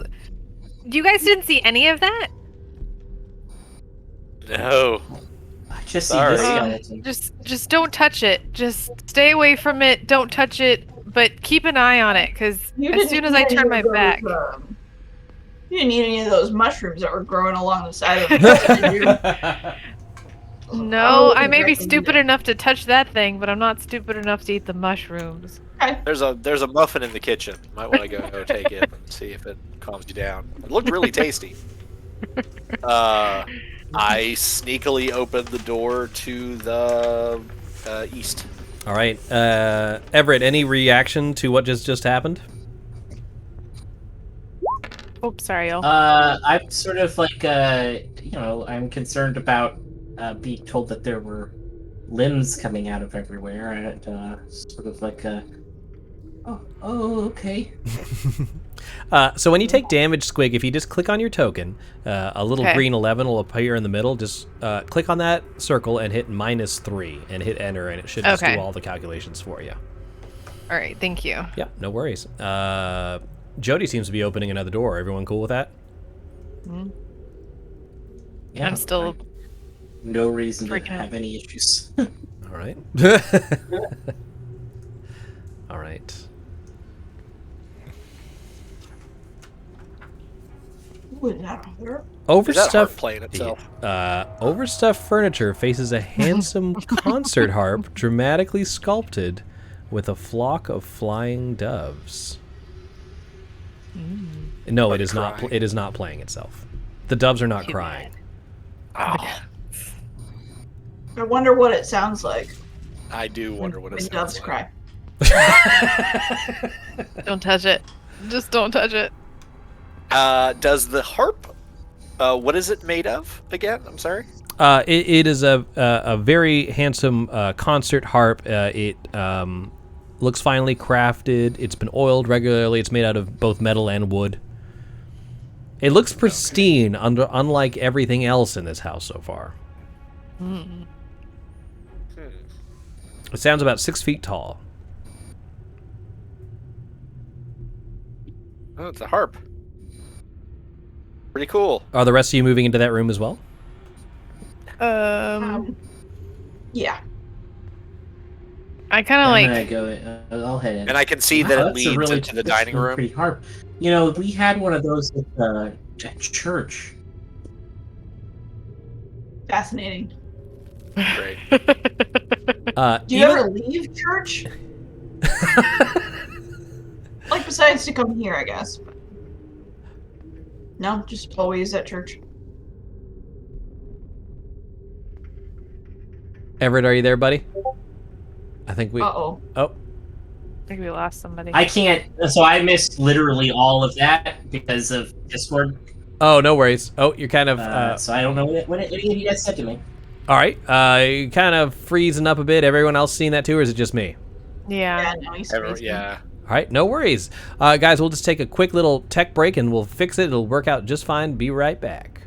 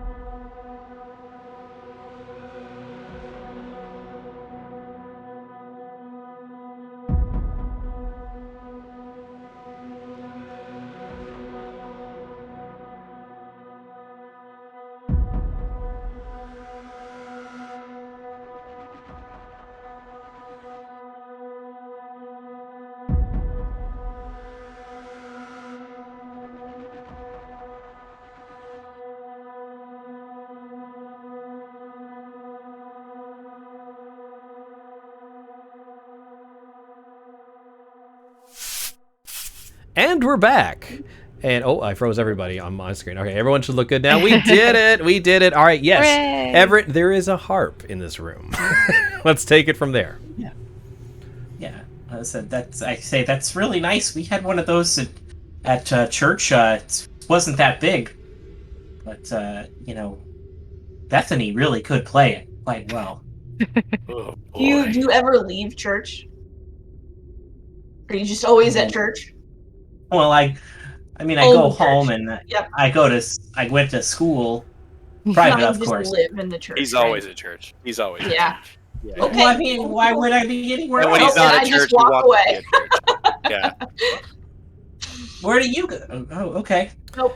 All right, I'm gonna go through this door. Okay. As you see Val is opening the door to the north, Val, you find yourself standing near that horrendous doll missing a button eye in the dining room. Everett, you're looking at that harp, and you think about Bethany strumming the harp in church and how beautiful it is when she plays it, but you've never been allowed to touch the harp before. It would just be delightful if you were able to use it now. My God. Everett really wants to touch Bethany's harp. I will. Before you decide, I will give you an inspiration if you touch the harp. I'm about you, sucker. Fair enough. Congratulations, you played yourself. I did. All right. Yeah, I will kind of reach out and just sort of like give it a. All right, you're going to be making a performance check, which is which is charisma based. If you have it, you can use it. I don't think you do. Would you like to use the inspiration I just gave you? Sure. All right, go ahead and make a charisma check with advantage. Okay, great. I'm gonna go. Lathander, I want to play a song for you, and I'm gonna guide myself too. I'm not a very charismatic kid, guys. Oh! Boom! Damn! All right. As the door opens and Val is looking into the dining room, all of a sudden you hear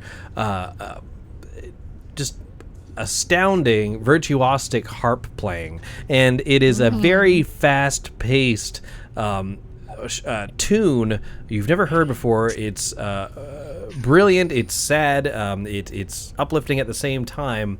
And it's going on and on and on. None of you have heard this song before, but Everett seems to be almost in a trance and seems to be playing this and playing faster and faster and faster. And doesn't seem completely sure what's going on. Devil went down to Georgia. Yeah, Devil went down to Levistus went down to. But yes, Everett seems unaware of what he's doing as he's just shredding this harp.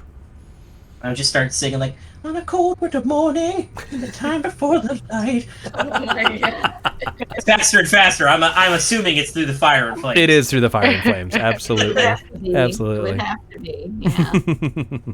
Yeah. What would the rest of you like to do as this is happening? I've wandered off, and then at that oh my gosh. I guess there are benefits to never leaving church. Yeah. All right. So at this point, would any of you like to intervene, or Val's just heading right up, or he came to listen? Like he's having a great time. So, up until this point, Squig's been kind of like peeking back behind out of the doorway that they just came through, like making sure that the sculpture urn thing doesn't turn back into anything else. Mm-hmm. And then the music starts, and she like looks over, and like obviously he looks like he's enjoying it, but also like it's kind of frenzied. Mm-hmm. And she kind of like remembers like touching the urn and what happened to her, so she kind of like goes to like kind of pull him away from the urn. All right, that's gonna take a strength check. Oh my god. Okay. Oh, the life's so wasted and long. You feel the pain of a lifetime lost in 1,000 days. This is a famous hymn in my church. Right on. The fire and the flames we carry on. That's so great. You're able to, as you get closer, you realize that the strings of the harp look to be razor sharp, and before young Everett can mutilate his hands, you manage to yank him away, and all of a sudden he snaps to. And you, in your mind, Everett, you realize you've been playing The Blood Tears of Claveria, also known as Through the Fire and Flames, by Lyron Evensong. You have advantage on subsequent performance checks. Oh, wow. That was, that kind of hurt my hands. I've never played that well before. You know, maybe it's the lighting. Thanks for, what are you up to tonight? Wow. This guy. Everett's the best. I'm a big fan. Listen, Gotta give it to him. Zinger, man. Yeah. Well, listen. Ow. Everett is from a world where any sort of physical contact has implications. You understand? Right. Oh, So- now you're courting. Got it. Squig's like, Gotta "Are you play that okay?" Gotta play that hard. Yeah. Did you like my song there? I mean, it was beautiful, but I was super scared that maybe you saw something like what I saw earlier. Did you see anything? Just the music. Wow. Well, I'm just glad that like you didn't hurt your hands on that harp. Those strings are like, gosh, they're so sharp.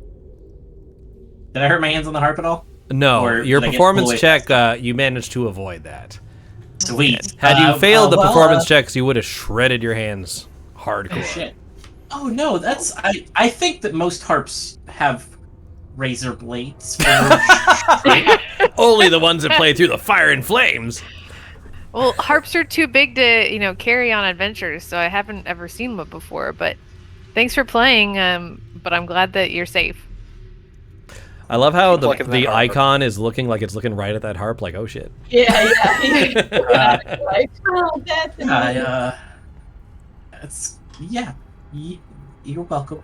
So at this point, guys, sorry, I'm gonna hide something. Vala's headed north, seeing the same dining. Oh Jesus! Come on, Lathander, don't fail me now. Reveal. There you go. There you go. There you go. What would you all like to do? You can head back to the kitchen where the muffin is, or Jody is heading to the main. I'm headed hallway. west. when I open this door and I realize that, oh, this is the one we've already been in, I say that. I turn around to say that and notice that Jody is gone again. Mm-hmm. So I come back through. Damn it, Jody! All right. I want to know what's up. All right. All right. I asked Squigs, do you think Jennifer would like to hear me play the songs? I don't know, but I think she'd like it if we kept looking around. You're absolutely right. What am I thinking? So, heading into the main area, Jody, you do realize there is that staircase that leads up. Oh, by the way, I'm sorry, I need to give credit. There is a Patreon person named DM Andy who recreated the map in this really cool artwork. I'm a big fan of it. I feel it adds a lot to us visually. Otherwise, you get this. And this is not nearly as cool. Oh, wow. So Thanks, thank you, DM Andy. Andy. Anyway, Yeah. Thanks, buddy. at this point, Jody, you see there's a door, two doors to the east, to the west of you, the staircase that leads up a floor, and then the northern door that leads back to the sisters. I'm going Well, west. aren't these doors here? Yes, Yeah. 2 doors to the west. The two doors to the okay, west. okay, those are the. I got you. All right. Yeah, I'm gonna go to the one right in front of me. No, there's no 3 doors down. There's no, God damn it. All right, so you open that door and you see what appears to be a small closet. There's several moth-eaten black cloaks, and on a high shelf is a large leather box, a round box. Ooh, I reach up. I reach for the box. I take a step back. You take the box down. It is large, made of leather. It's round. That's all you can really determine from it. It's openable? Jaunty Yes, hat? there is a lid. Yes, I would like to open it and peek inside. All right, as you look inside, you do see that this is a hat box for a madame's very fancy large hat. However, it is empty. Oh, man. Why is everyone so disappointed about that? Most of our missions wants a jaunty should hat. have a nice hat. That's true. Yeah, you're right. Yes. Looks like a nice hat did belong in here, All right. but it is no longer here. All right. Bummer. I head north to Door the number door. 2? I'm Yeah, yeah. heading into this hall Okay. right as like they get away from the closet. You guys already opened that door? Come on, guys. Yeah, there wasn't even a hat in the hat box. Yeah, there was nothing. Oh. There was nothing. You I missed guess I nothing. didn't. Oh, that's good. That's good. So opening this door, it does lead to a long hallway with multiple doors on it, which I am trying to reveal to you, giving you many choices. There are again those portraits. The gold frame Ibadus are portraits. The Oh. gray As things we- are. I thought they were candles. Oh yeah, it's really long. The ballet Yeah. or the poles, yeah. As we walk Look. by, I peek my head in and I just, yell over to the sisters. Hey, we're good. We're good. Are you good? Because we're good. Jennifer, sorry, Lori opens the door slightly, peeks her head out, and she says, "Jennifer's almost ready, but please don't interrupt. The preparations are almost complete." Then she slams the door in your face. Okay. I just wanted you to know that I'm good. All right. All right, Jody. There are multiple doors in this corridor. Um, Look at Val. I'm just looking for a room that stretches. You Okay, too, huh? I'm gonna head south. All right, now Everett, you're saying something to Val, right? Quick. Yeah, it was like this is like as the door shut and Val said that I was like, you too, huh? Yeah. Opening the southernmost door, you said. Yeah. All right, sounds good. Everett and Squig in the main hall. You do hear a door open to your northwest. Why are we behind everybody? I want to see what's happening. Then hurry up. Hey, That's great. catch up! Don't forget, you guys can use your arrow keyboard if you want to move your okay. fingers like old school style. It's a lot of fun, actually. really fun. Yeah. Oh no, I've opened the doors. No, I can't. Speaking of opening doors, let me open the southernmost. You have to door. click on it first, Melissa. Oh, Jumping around. Yeah, you have to have it There I am. highlighted. Yeah. rock me like a hurricane. All right. Where did we lose somebody? This will be really good for when we have to run away from something. Oh yeah. Hey, where? Oh no, we got everybody. I want to go in there. All right. Oh man, what is There you this? go. Yep, you go first. What is this? You're brave. Oh my gosh. Moody landscapes and dour busts atop marble pedestals collect dust in this modest gallery. In an alcove to the east stands a larger-than-life onyx statue of an athlete wrestling monstrous disembodied tentacles. Whoa. Okay. To the west, It's another Friday night.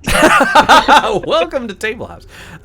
To the west, a wall made of black stone curves into this room, an arch opening into a darkened space beyond. So, where Everett is standing, that's the athlete wrestling the tentacles. Where Squig is standing, there are more busts, your favorite. And then you also see this archway over here made out of stone leading into a stone chamber. What would y'all like to do? So, in this house, we've plucked strings and wrestled tentacles. You can wrestle tentacles if you want. They are made out of stone. It's a It's like statue. a good night. It's a statue. All right. I'm gonna head south. It's a really nice statue. Okay. What's going on with these skeletons? Those are busts. So looking at the busts, let's see here.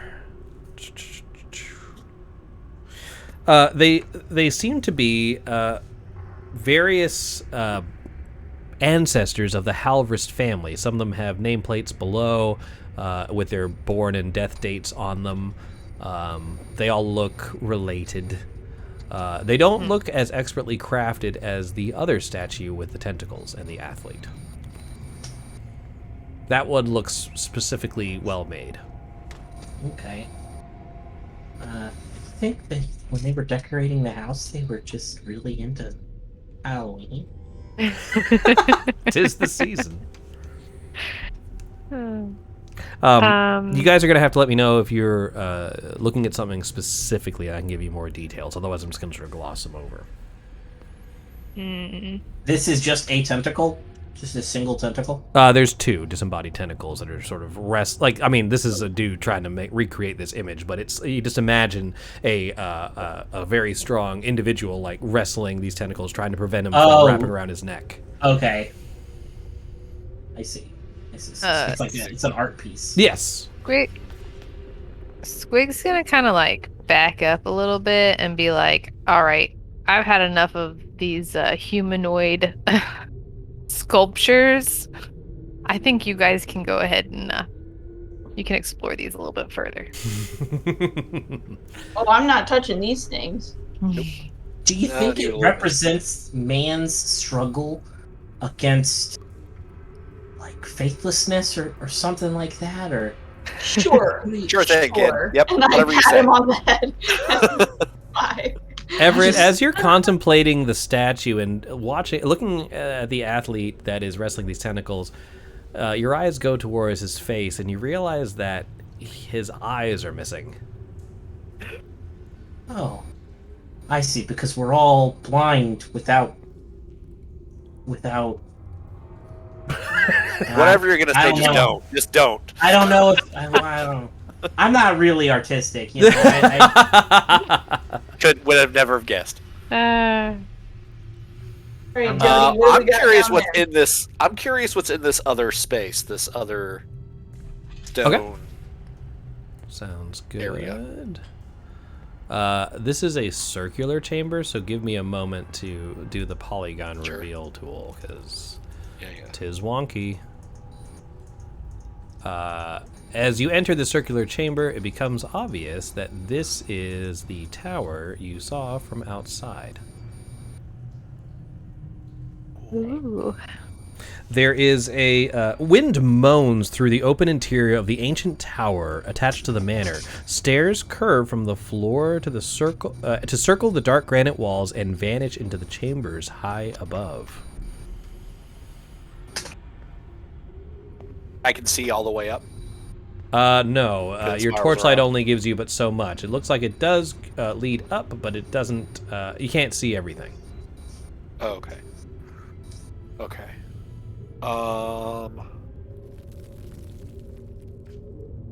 Huh. Well, it's the Oh, tower. It's the tower. Cool. Yeah. I figure we keep clearing the bottom. Yep. Mhm. As you re-enter the hallway, all of a sudden, Lori bursts through and says, "All right, if you're ready, I believe my sister is prepared to conduct the seance." Ooh. Ooh. Let's do Sure. it. She says, "Are you prepared? Totes. Would you like to save your As game now?" It's going to be. If you see Jennifer is sitting at one of the chairs and she gestures for everyone else to also sit at a chair, I'm gonna sit next to her. Lori stands guard towards the various. There's no chair there. Don't sit on each other's laps, guys. There's.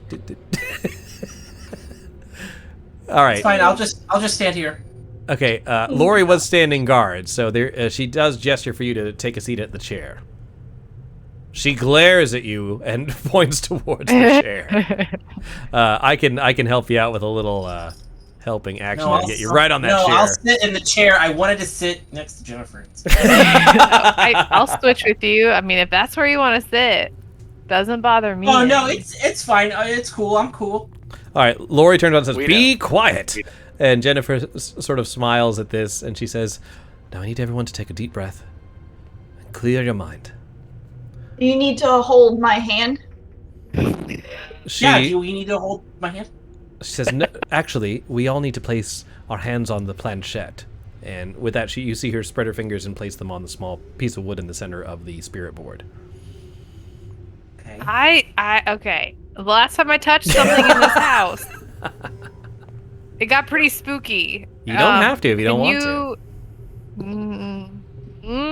Squig is shell shocked. Yes. Remind me again, why are we doing this? Lori says, "Yes, please, remind us." She seems to be Yeah. glaring, and Jennifer says, "If we can communicate whatever's haunting this house, perhaps we can lay it to rest, resolve whatever conflict it's manifesting, and cure this house of the evil without having to put ourselves in any danger. You can't go swinging a sword at every problem, Lori. And talking to it isn't putting us in There we danger? go. It'll be perfectly safe. What could we're just speaking to it." Such a great idea. Jody, you Yeah, should always because try to nobody help ever out. got hurt from getting talked to, ever. Cool. Getting Lori talked seems to be to. enjoying this. Jennifer seems to be getting ruffled. She says, well, if you're not going to help, then stand aside. She looks towards Everett and says, but you are a believer. You will help, yes? Absolutely. I'm always happy to help. Yeah, I think I'm gonna watch. I'll stand aside. All right. Oh, wow. Lori sort of Squig. stands next to you, placing her back against the wall, and nods towards Jody and sort of looks and she seems amused by the entire situation.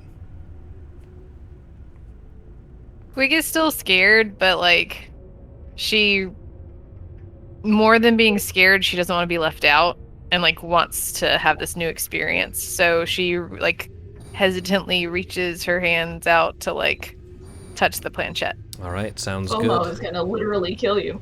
So you place each of you place your fingers on the ebony wood of the planchette. You feel sort of you don't know if it's just your nerves, but you think you feel like an electrical almost vibration going through your arms, and the planchette begins to slowly move.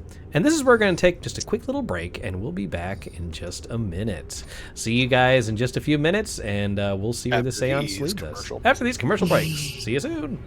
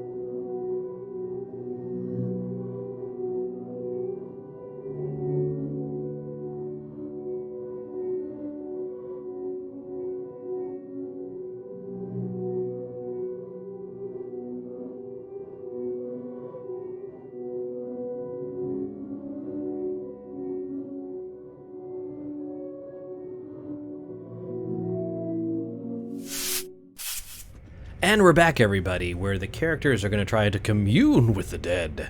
In our House of Lament Ravenloft adventure, the characters have met with the Weathermay Foxgrove sisters and are now about to conduct a seance. You see Jennifer close her eyes as the planchette begins to vibrate, and she says, "Spirits of this house, we are strangers who come openly and without malice. We seek only to know your stories and to help you find peace. We entreat you, make your presence known." Each of you tries to unconsciously make sure that you're not affecting the planchette in any way, allowing it to move where it wants to move, when inexplicably it does move south very directly and points at the word greetings. Oh, neat. Now, this is how it's going to work. everybody is going to be allowed to ask a question. The investigator will ask the first question, so that's going to be Jennifer, and then each other person who's part of the seance, so this will be just Everett, Squig, and Val, can ask a question. Sound good? Yeah. So Jennifer. As Jennifer goes to ask a question, I kind of extend my finger a little bit and I say, "Make it a good one," and then I guide her. You guide her? Oh, guided. Sorry, yes, I got you. Yeah. Sorry. No, I thought you meant like you're pulling the planchette towards No. I heart Everett or something. But all right, cool. So roll a d4 to see what it affect or what the bonus is.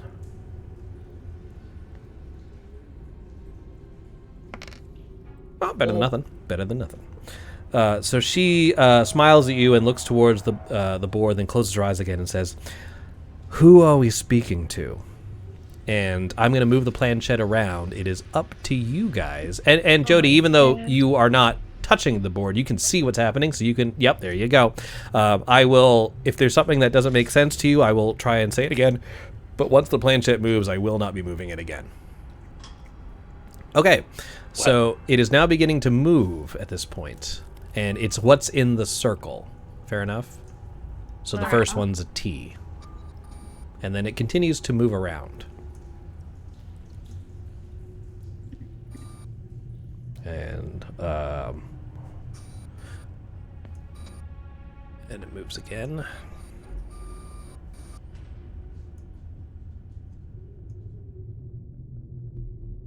Continuous to move.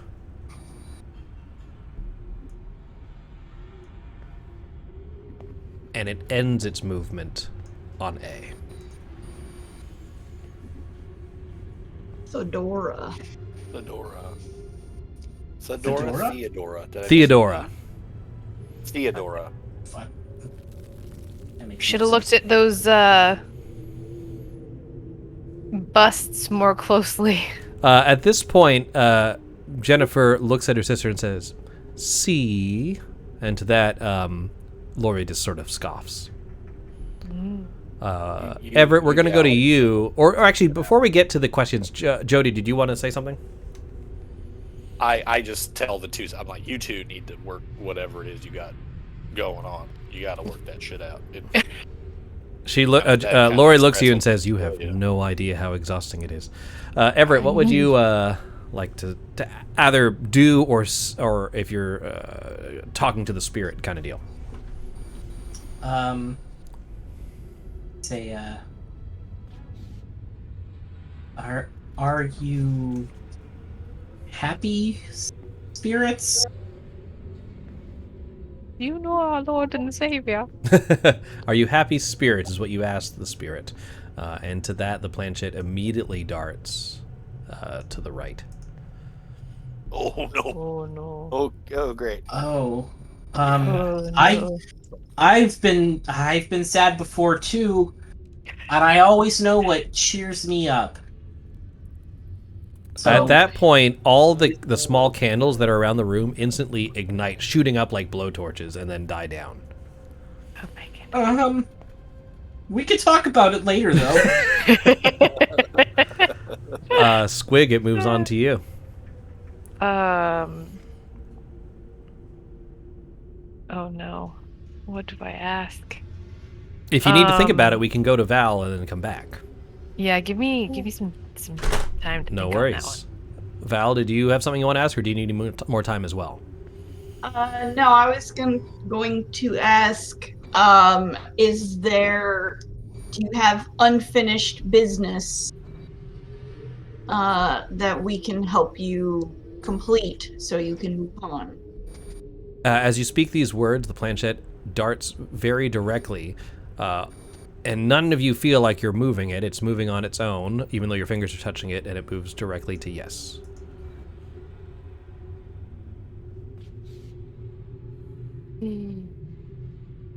Sorry, what was the question you asked again? I'm sorry. Unfinished hit the little business. rewind. Unfinished business. That's right. Okay, thank you. Okay. So, what's something I can ask that isn't going to be a yes or no answer? Just to help you out, while you were thinking about this, Jody and everyone, you're kind of hearing the twins talking about the history of the house and spouting facts back and forth. And what you sort of glean from this discourse back and forth is that Jennifer believes that Theodora would have been Madame Halvrist, the lady of the house. What happened to Theodora, according to the history? As you sort of whisper this to Lori next to you, she says, her and the rest of her family went missing. Much as many people have gone missing in these haunted halls for decades now. They were the last family, and we're here at the remaining will recipient's behest to sort of discover what happened to them and stop these hauntings. They weren't, like, found beheaded or anything? They were never found at all. It's oddly comforting. I feel like I want to ask, like, what's your unfinished business, but I feel like that's gonna, like, I feel like that's too open. Like, there's gonna be a lot that could be said to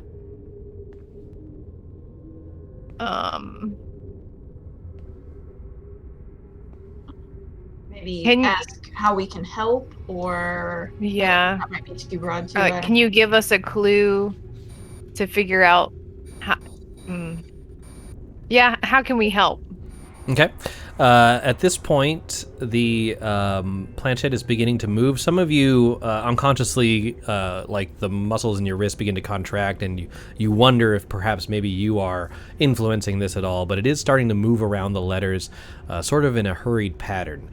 This one's a little bit longer, so I will try and make it clear. Ready? Okay. It moves directly to S, followed by E, and then it circles around the E as if another E would be next in the sentence. And then moves directly to the K before pausing for a moment. Then it moves south to the T, north to H, north to H, so TH, followed by E, and pauses yet again. Moving to the W, then to the I, T, C, and H before pausing. And it hasn't stopped yet. In the final word, it goes to S, T, O, N, and then E. Witch stone. The witch stone.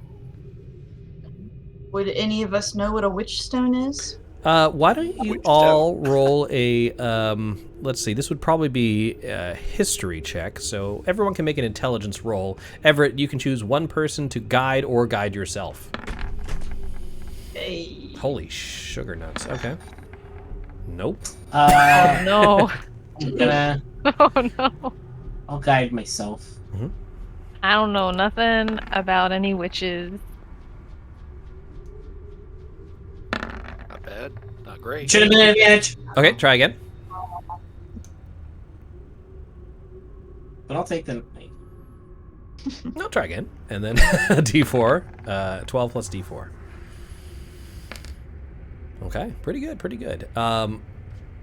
When you see it spell out the word witch, immediately you have your heartbeat starts to rise as you're like, I don't want to have to fight a witch. But when it goes to stone, Val, all of a sudden your mind goes back to your old wizard mentor, and you remember a witch stone is actually an architectural feature.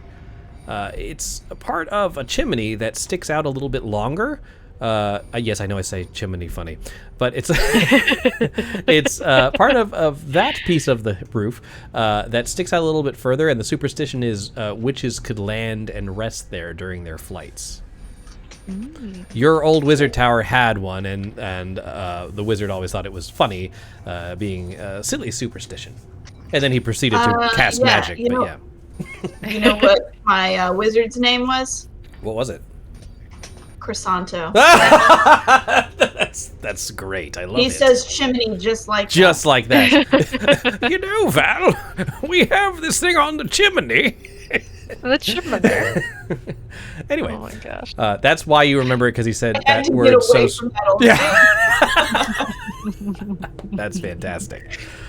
So at that, the spirit board goes still, and the planchette slowly slides to the word farewell. And with that, the candles return to their normal positions, and you're left in the silent room with the sisters. What would you like to do? I'm gonna ask them, how many chimneys have we seen so far? Jennifer says, well, I believe there are a few fireplaces that I've seen, the largest one being in the kitchen. There must be a way to access the roof. I would hope so. Maybe off the tower? Oh, the tower is beyond the roof of the mansion. I think that would be too high. Lori says, well, if that's where the beast is, I'm sure we can kill it. Jennifer, will you be safe here on your own? She says, of course. I have some more tests to run on this board, and maybe find some more information in my research here on the Helverists. But When yes. I snuck in earlier, I am sorry about the misunderstanding. When I snuck in through the kitchen. Correct. And I thought I heard something coming from that fireplace, like a voice. Yeah. And then there was a muffin. Oh, this is what you're saying to the sisters. Yeah. Okay, I thought you were just recapping to me. No. Oh, I'm yeah, saying no. this to them. Saying, yeah, so that might be helpful. I often get distracted by muffins, so I understand your pain. Sure. Lori grabs you by the shoulders and says, Jody, this is very important. Did you eat the muffin? I did not eat that particular muffin, no, but I hadn't eaten the muffin. At that point, Lori looks to Jennifer and says, then the muffin is still there. Dibs! And she runs towards the kitchen. No, I'm just kidding. Just kidding. Fine. So she looks at you strangely and she says, well, I think it would be easier to find a way to the roof than to climb up the chimney. Chimney. Oh, shit. You did it! Work. He had to really concentrate. What,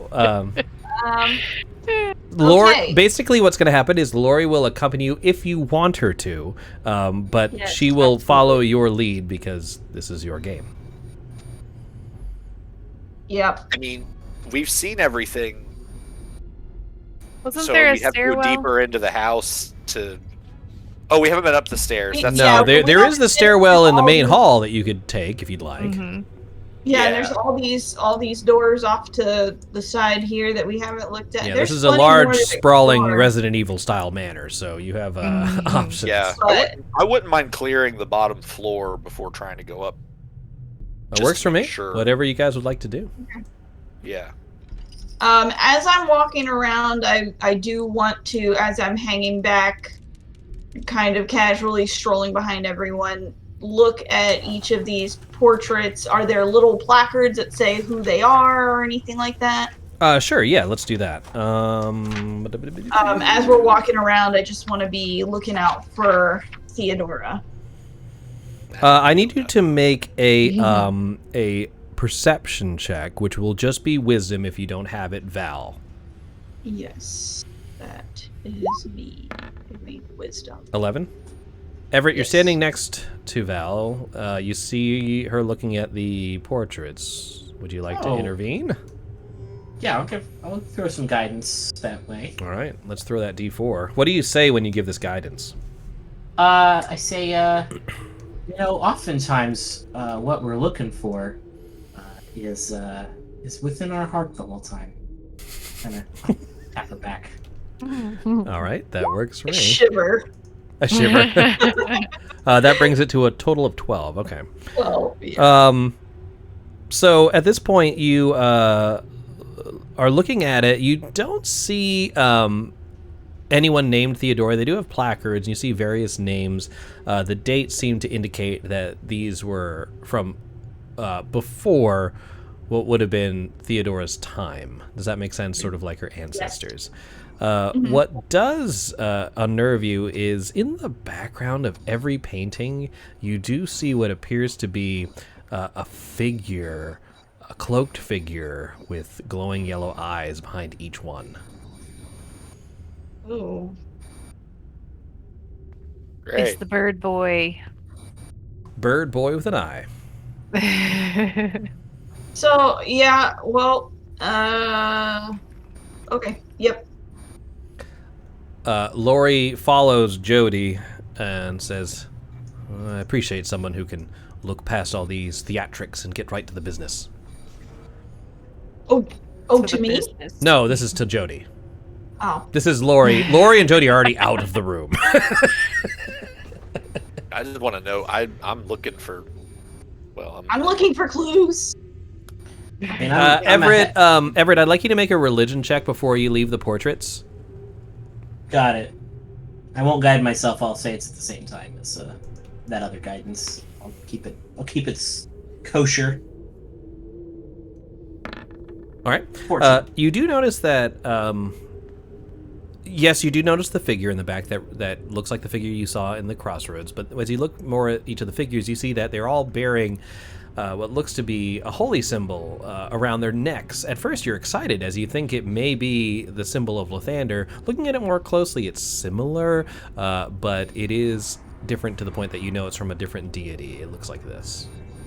Hey. ooh, It's like you're not sure what that means. That's a sun, like the god, but maybe it's an old version. Take it. cool. So okay, I'll leave the room. All right. So the people in the portraits are all wearing this? Correct. Or okay. All the people in the portraits, and they're all of different time periods, have that figure in the background and are all wearing that amulet or symbol.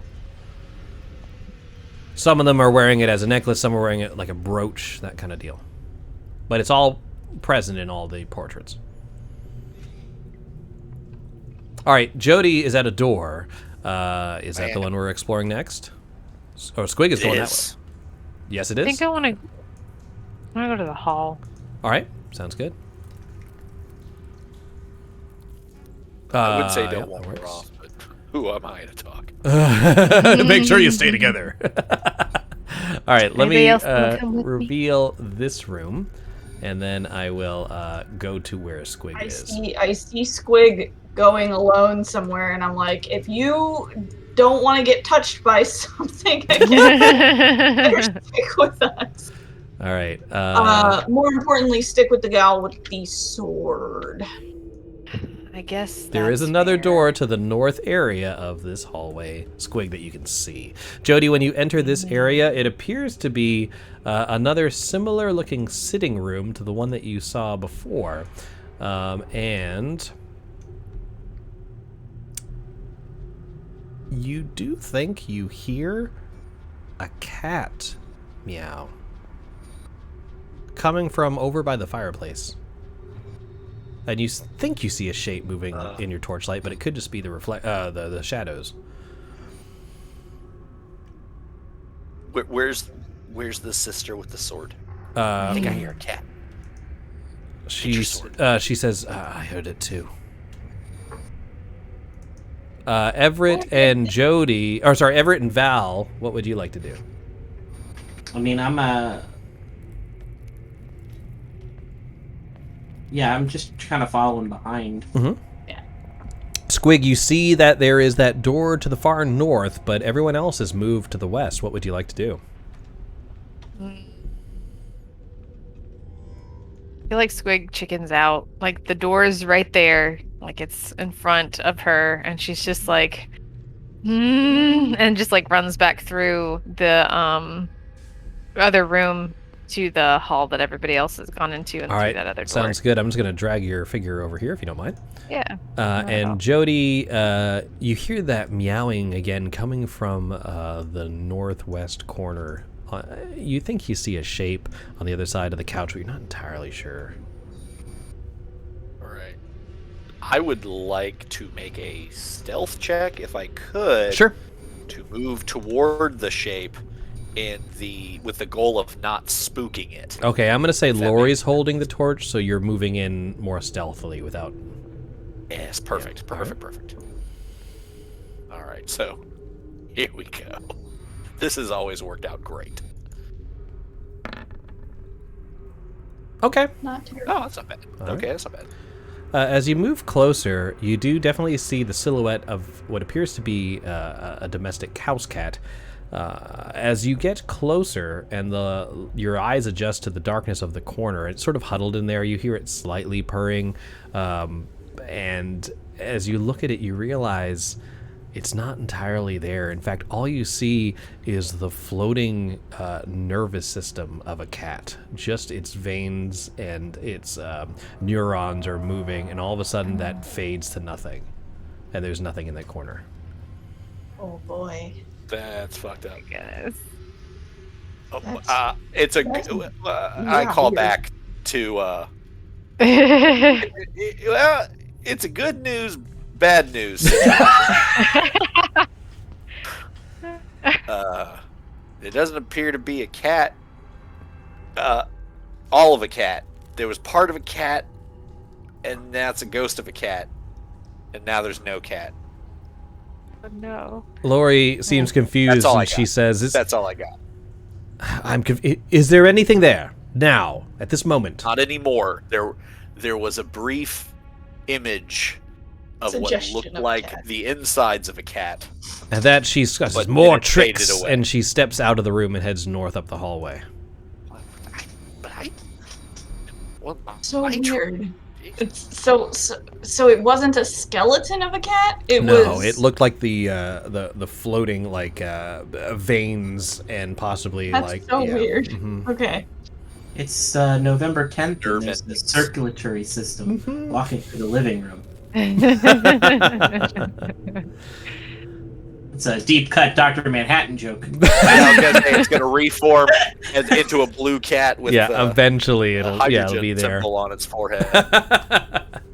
Oh boy. Anyways, at that point, guys, you see there are more doors to the north. Mordor? Mordor.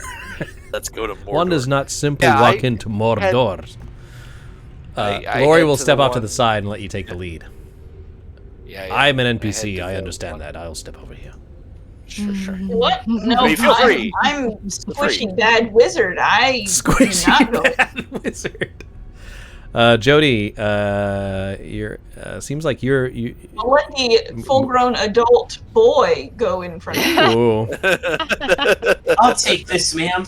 I'm Oh, oh, gonna walk forward and kind of go, "Ugh." oh.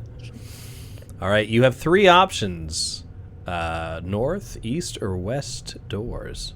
East, the one directly to. Well, I think right, Everett. Which bottom one? left. Which one? I think. Are you taking the lead on this one? Oh, Am I no, I taking- just oh, meant no, in I- front of me. Oh, I see. Okay. All right, then Jody. Yeah, the one to my left. Okay. Just clearing the space. Hmm. Ah, a sofa. Mm-hmm. A gnarly looking sofa. Yeah, Oh, doesn't yeah, it look- is. Doesn't look great. All right. Now, I meant to ask earlier. Do the fireplaces that are in the wall, are they double-sided? They Like, do with seem to the connect. openings, Like you could crawl Okay. through it. like crawl through. Mm. Yeah. Okay. Mhm. Okay. That's interesting. Yeah.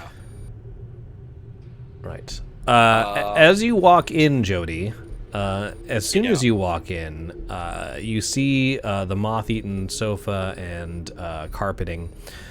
You do see a very large, imposing figure about 7 feet tall, shrouded in a silhouette almost from an unseen light source. Where are they? They are directly in front of you. Oh. Hi.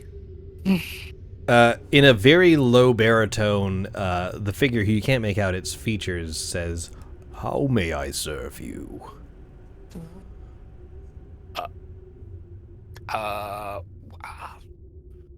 Squig, Jody is talking to nobody. Jody? Jody, are you okay? Cause, what's happening? Do I hear this?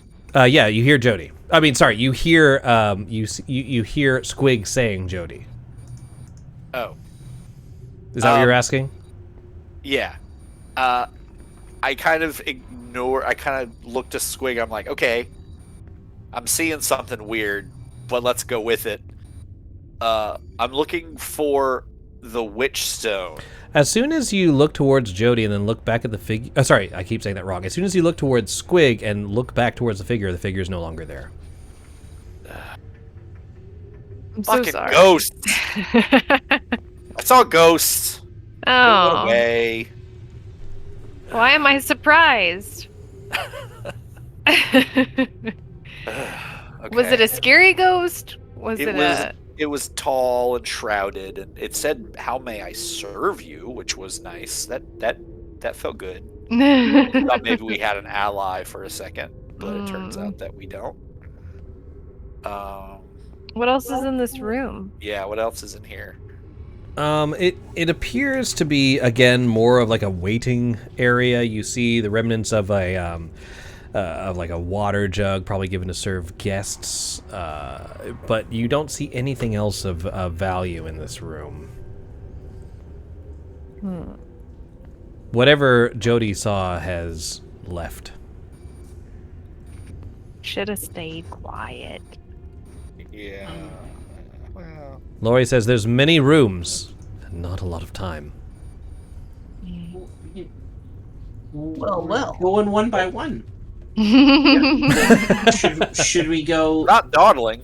We're not really, Should we split up? Nah. Nah. We should All right. stay together. Yeah, we should stay together. Jody, we have a door to the north and one to the west. Does anyone have any strong feelings one way or the other? I would like to go west. I would have voted north. Oh, well. But you're the one leading the pack. So it doesn't matter. Everett and Squig, any you can tie break this? We got an up and a right.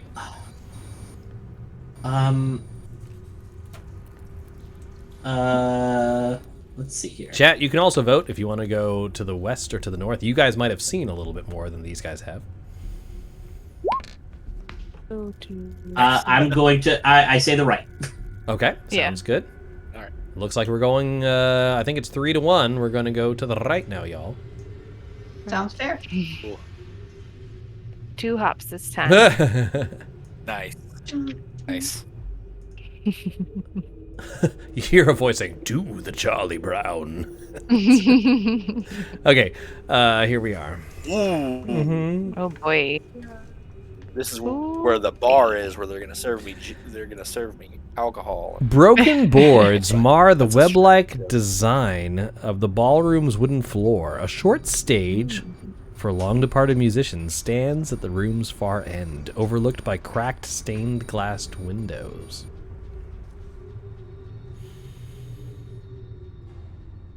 What would you like to do? That is pretty cool. Stained glass Um, windows. And it's empty. There's no tables or anything. Yeah, just it's old long room, just emptied, except for the stage and the stained glass windows. Lori moves into the room with you. I go to the fireplace and look through it. As soon as everybody, you can hear, Jennifer, it does seem like there's a small partition, maybe one of those smoke screen devices used to sort of contain the smoke. You could push your way through it, but there is debris. That's fine. Yes, so you can hear her, but at that moment, the door that you just walked in slams shut. Oh boy. A hollow, mocking voice reaches you, echoing as if from far away. "I'll give you a simple choice, my misguided knights. You can join Lady Silvera, and I'll entomb you all within my fortress's walls. Or Forsake your commander, bear witness to her execution, and then walk free to tell all of Dranzorg's justice. My mercy knows but a moment, friends. Choose. Each of you needs to respond to this voice. I'll give you a moment to think. Oh, yeah. Lori draws her sword. It's a disembodied voice, correct? There's nobody here. Yeah. And the question was. The question was, Yeah. will you stand with your commander or forsake her and bear witness to her execution? If I don't you have a basically, commander. if you No, I'm not forsaking it. No, I thought we were gonna watch some ghostly tableau. No, I'm hanging out. I'm sticking with her. okay, so yeah, what it boils down to, but she said Lady Silvra, and you don't know who that is. But the voice did say, will you stay by your commander's side and be executed, or will you forsake your commander and know mercy? So Jody, I'm hearing from you that you will stay with Lady Silvra, quote unquote, who you don't know who that is. Yeah. Okay. Everett? Uh, You can also choose not to do anything, but I mean... I think you have me mistaken for someone else. Okay. Squig? I may be a scaredy cat, but like my nightly intentions like kind of kick in, and I'm like, I'm not gonna watch somebody be executed. I'm gonna stay by their side. Okay. And I know I Val? like you, Squig. I have no commander, and I have no clue what you're talking about, and I go over to the door and see if it will open. All right, sounds good. At this point, multiple things happen. Lori says, I'm tired of your tricks, House. I'm here to slay this evil. Now I need Lori, Everett, and Val all to make wisdom saving throws. Lori's just gonna kill the house. Oh, that should not have been an advantage. Let me do that again. Damn, Everett. God is on your side tonight. He is always. He is always on my side. All right, this is my real Ow. one. Okay. And Val got a 12. Okay, the D. Oh. I don't like this. Oh, I rolled really low. Okay, so, both Lori and Everett, we both take 2 points of psychic damage. Val, you take 4. That could have dropped you. What the fuck? That could have dropped you. Okay. All of a sudden Damn. your head is just it feels like it's being pulverized, and blood starts to pour slowly out of your ears. my Jody gosh. and Squig, as you profess your allegiance to this Lady Silvra, all of a sudden both of you hear a scream. They sound like the voice of the opposite. Squig, you hear Jody scream, and Jody, you hear Squig scream, and you hear a crack. And as you look at the stained glass window, you see fractures that look like both Jody and Squig trapped within the glass. Oh Whoa. my gosh. All of a sudden, Loyalty. the doors seem to creak and then relax. And Val, the door opens before you. I kick it open with my foot and say, let's get the fuck out of here. At Jody? so Jody, go ahead, or what are you saying? Sorry, you go ahead. No, I was just wondering. Sorry, Squig, what are you doing? Oh, I was just gonna be like, Jody, where are you? And be like, did you just lose a part of your soul? Because I'm just like staring at this like image on the stained glass. I think I'm good. Are you good? I mean, I mean, that was weird, but I don't feel any different other than freaked out. sure. Does the stained glass look different to us? Yes, it does. You do see what appears to be, unlike the sort of abstract images depicted in stained glass, these two images look like they are actually those two individuals trying to pull themselves out of the glass. Wow. It's a really interesting art. Yeah. There is a door to the far, far north east, as well as the door that Val has opened, revealing the hallway from earlier. I go over to Val. Val, you don't. There's a lot of blood on your head. Let me help. And I will cast Cure Wounds. All right, sounds good. I think you can cast that twice a day. Damn. All right. You recover 2 healing points. Back to full. No, Because we're tiny survivors. no, that's not back to full. She took 4. Oh, sorry. I was looking at Everett's health bar. Yeah. I- Thanks, pal. Jody Hey, goes. don't and thank looks me. at Thank that- Lathander. Oh. Jody goes and looks at that window, at the stained glass window, Okay. trying Go to ahead. figure something out. Shenanigans. It's almost like you're looking into a mirror, except for that mirror is stuck in a silent scream. At that point, the door to your immediate right slowly creaks open. Oh my gosh. Oh, so we can look at our own. I figured. So we each have are able Yes, to look they're at our they're own both stained up. glass They're both up picture. there. Yes, they're both up there. Okay. Okay. I thought we were like each seeing each all other's. of you see this door because it opens into the room. Creak open. Nothing Is emerges. Is the image moving at all? The image is not. It's frozen. Real freaky. Okay. I I am figured- going Notice to. that this place is a little scary. I'm gonna For go once, through I that look over at door. Everett and I'm like, Yeah, me too. yeah, dude. I'm with you on that. Because Right. part of me is thinking I still might get my like what I was told I would find here. So all of this is like, oh, maybe this is what I'm supposed to be looking for. Okay, that makes sense. Just don't know it yet. At the rear of the that's right. room that has opened up, you see what appears to be a closet, and it's filled with withered decorations from past celebrations.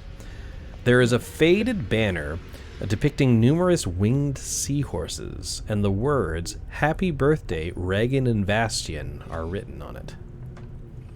Winged seahorses. Red Rom. Red Rom. Interesting.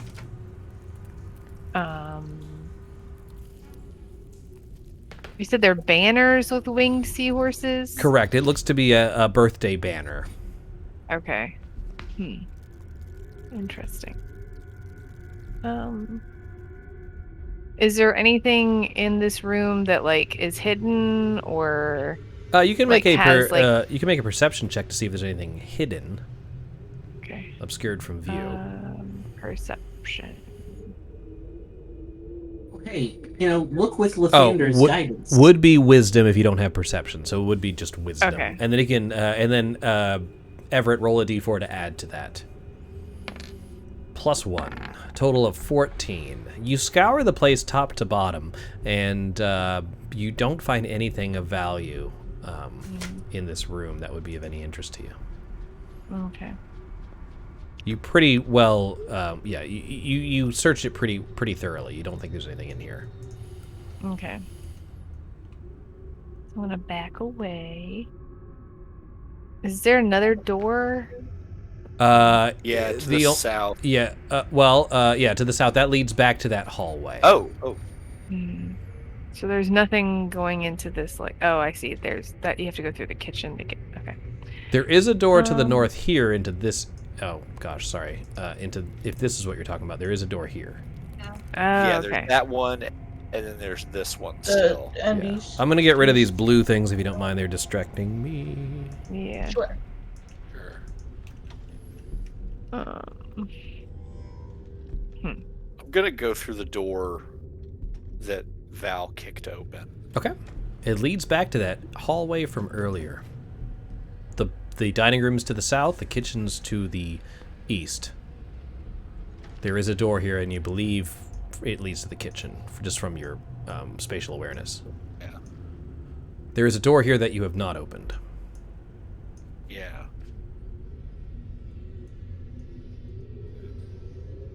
Yeah, I'm gonna open it, but Oh, which one? the one directly to the north. Directly to the north? In front of me, technically. Yeah. Jody's a little. The fuck is going on? Mhm. Like, kind of almost like robotic. Like I'm just gonna keep looking around. Hopefully, figure out what's The going on. only way is forward, sort of thing. Yeah. This appears to be a very large storage closet. Give me a second here. Man, this place would fucking list on Zillow like a. As you move in to investigate more, suddenly, Jody, I'm going to move you in there, or would you mind scooting in? Sure. Suddenly, darkness overtakes you. If you were carrying a torch, it completely engulfs it. All of a sudden, you cannot see even inches in front of your face, and you hear a whisper directly in your ear saying, "Jody." And at that point, you're just filled with overwhelming despair. Then all of a sudden, Cool. the light returns and the closet is empty. Everyone else saw Jody go in there, pause for a moment, and then sort of almost, not quite, but come to their senses. Mm. You alright? Ghosts. More ghosts. More ghosts. This is the best I got. Yeah, you kind of glazed over there for a Yeah, minute. I don't feel great. Like you were I don't ghosted feel or great. something. Yeah. Ghosted. More ghosts. More ghosts. All right, let's keep going. Alright. We're We'll going in just- the kitchen. Yeah. Kitchen? Yeah. All right. I'm starting to think maybe that note lied to us. At this point, you re-enter the kitchen, some of you for the very first time. The first thing you notice, Squig, is a very large and steaming, freshly baked muffin on the table. Hey, Jody. Is this that muffin you were talking about? It sure is. Have at it. How long ago did you see it the first time? It's been at 20 least minutes 20 ago? minutes, but now at this point in time, it looks like it literally just came out of the oven, still steaming, freshly baked. This house. It's probably a ghost. Everett, you Probably. notice there is a door to the north of you. A ghost muffin. That's The a A ghost good. ghost muffin. I'll crack open that door while they're looking at the muffin. All right. It doesn't There's have actually any- there's actually two. There's one there and one there. Do you want to do the one closest to you, the one like the one on the left, one on Yeah, while they're talking about the muffin, I just go. the right? Be careful. All right. Let me. Kaboink. Okay. The pickles in there? Hey.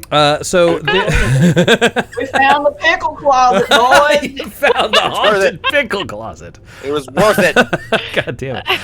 The food stuff in this pantry is decayed to dust and rotten smears inside rotten smears inside sealed glass jars. However, you do see one vial with a rat skull on the label. A rat skull. Okay. Well, So Everett, I don't know if that's something you want to interact with or not. I kind of just popped it open. I'm not really like. yeah, I think the Okay. smell alone is enough for me. Yeah, it's pretty That's not nasty. really It's good. full of pickles. I'm just gonna go ahead and close that door. All right. Sounds good. That's kind of gross. I'll open that other door. The door to the far I'm sorry, which door? Oh, that one door. in front Sorry. of me. Yeah. Oops.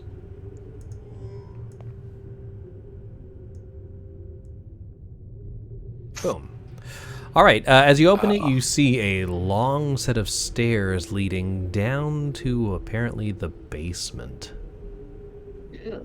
We're totally going to the basement, right, guys? Everett, you notice that Lori takes what looks to be a small sand hourglass out of her pouch. She looks at it, and then all of a sudden she looks worried. She says, we should rest for a moment. Let me return to my sister. And all of a sudden, she darts out the room and heads back towards the main area. Sorry, not the meeting room where you conducted the seance. Oh, hey, hold on. I follow. She might need briskly. help. Wait. She might need help. I'm coming. If you all wouldn't mind running in there, and Everett, since you're the first one there, roll a perception check, which would just be wisdom if you don't have it. I got perception. I've got a hunch. Yes. I don't know. The wizard that I A work little bit for, of Jesus. he's always All right, as you sprinkle the Jesus on that, you do you do see Jennifer put that small vial she was taking swigs out of back in her pouch just as the door closes, or just as the door, as you enter the door is what I'm trying to say. And at this point, Lori says, my sister needs a little bit of rest. It looks like some of you, the house has gotten the better of you. Maybe we should all rest a moment and then continue our investigation on October 15th for part 2 of House of Lament. Before we go, quick thank you everyone for tuning in and watching. We really do appreciate it. We'd love to hear your feedback, especially if there's any video or audio issues, as I'm still working on that. Before we go though, players, I hope you had a good time. First of all, thank you for spending time with me. And second, A really good time. yeah, I did enjoy this very much. You actually get to quote unquote level up. Is this something you would like to do now, and just get it out of the way, or would you like to start our next session with the level up? What would you prefer? I would like to do it now. Yeah, let's do it now. Let's do it now. All right, cool. So, first thing we'll do is going to be hit points. Do you guys want to roll for hit points, or do you want to get the average? You have to decide before you roll. No, I'm gonna roll because even if it's bad, it's bad. Okay, let's do it. So everyone will roll hit points if everyone's cool with it. Everyone has the same hit die, which is a D8. So you're going to earn hit points equal to D8 plus your Constitution modifier. What if it's a negative? Then you the lowest you can get is a 1, so it'll round out to a 1. Can we do this one at a time just for token's sake? Let's start with Jody, if you don't mind. Jody, can you roll a D8, and you're going to add... we'll mentally add 1 to this? Sure. Oh, I see. Okay, yes. D8, here we go. All right, so you rolled a 7, plus 1 is 8, plus 11 is 19. Yeah, is math. Is that 19? Yeah, it is 19. I did it. So your new hit point maximum is 19, and I've fixed that on your character sheet. I'll fix it on your token. Thank you. Next That's exciting. time. Yeah, that is pretty cool. And then moving on to Everett, if you would do the same thing, but your Constitution is a +0, so it's just going to be a straight D8. I'm a straight 10. Lathander, be with me. He kind of is. That's a 6, so that's going to be a total of 15 is your new maximum hit points. It's one more than average. Yep. And then, Squig, you're going to do the... Where are you? I'm going to drag you in here. Your Constitution modifier is +1. Oh no. No. Well, it's 2. It's 2. Better than nothing. So, that's going to be a total of 2. That's going to be 13 is your maximum hit points now. I'm not playing anymore. I quit! I quit. Maybe the other hit dice are in the stained glass, right? Let's move on to Val. Same thing. D8. Your con is actually a -1, so D8 -1. -1. Yep. Got this. You got. Okay. +4. So your max is now 11. Is that right? Yeah. Yep. All right, and I will update your tokens before next session. And now, my new favorite thing about the Survivor thing is you get to add a strange feat of some sort when you level up. I'm going to put these in a handout that I'll present to you, and then you can decide what you want. None of them are, like, fantastic, which is why I kind of like them. So if you give me a moment, I'll cut and paste them. I mean, they're one of them is pretty funny. It's like you're afraid of everything, run away fast, which is pretty great. So let me get the Survivor rules, and I will cut and paste all of them because there's quite a few. Yep, I'm listening. My token is funky. Because I'm at 11 out of Yeah, 7. I'm gonna. I just yeah. Oh, okay, okay. I will fix all of that later for But sure. also, do I need to keep track of how many hit points I have at this moment? No, or- you're in terms of the story, you're gonna get a long rest. Oh, perf. All right, Cool. saving this, and now everyone should see the following appear in front of you. Ooh. You can choose one of these, what is it, like 8-ish, 9-ish things to add to your character. Be careful, the last few are or have some prerequisites.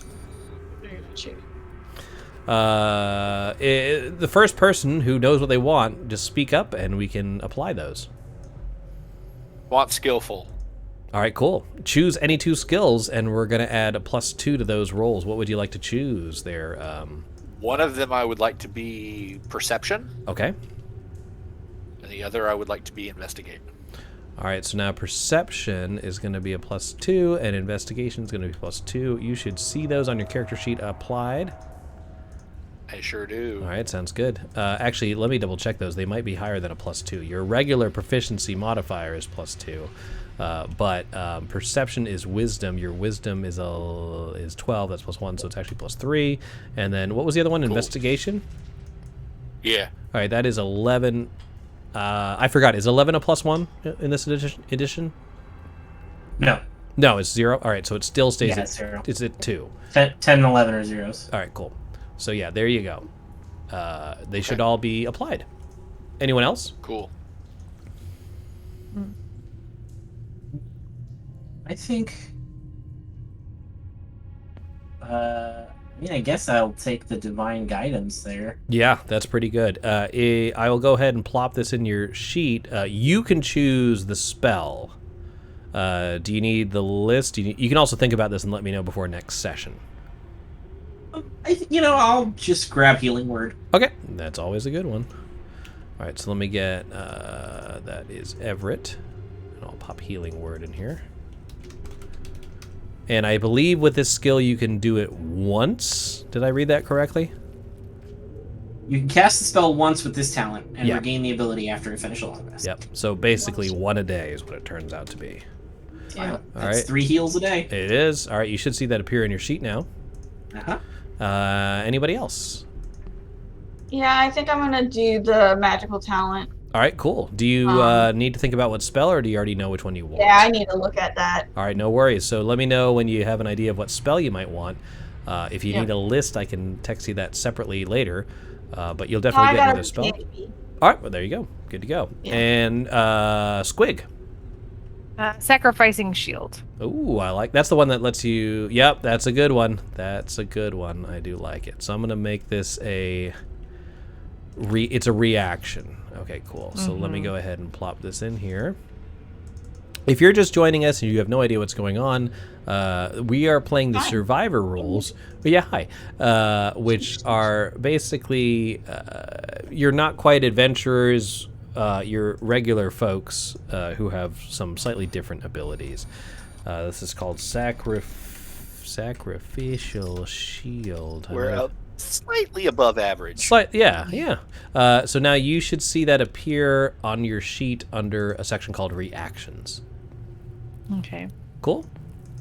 Cool. Guys, this was super fun. I hope you're enjoying it. If you're just watching us right now, our second event will be on October 15th. That's 2 Fridays from now. Jody might go through some changes. And then our finale will be 2 weeks after that on the 29th for our little Halloween finale. Again, thanks for watching Table Hops. We appreciate it very much. Be sure to check out Steven for some painting on Sundays and Tuesdays. We're going to be rating Samazing right now. Where Steven is running our one shot we did last year, the Scooby-Doo Dungeons and Dragons. Can you believe that was a year ago? Wow. No. Wow-wee. Yeah, Ow. I know. But anyways, thanks everyone for watching, and we will see you guys next time. Goodbye. Hi, everybody.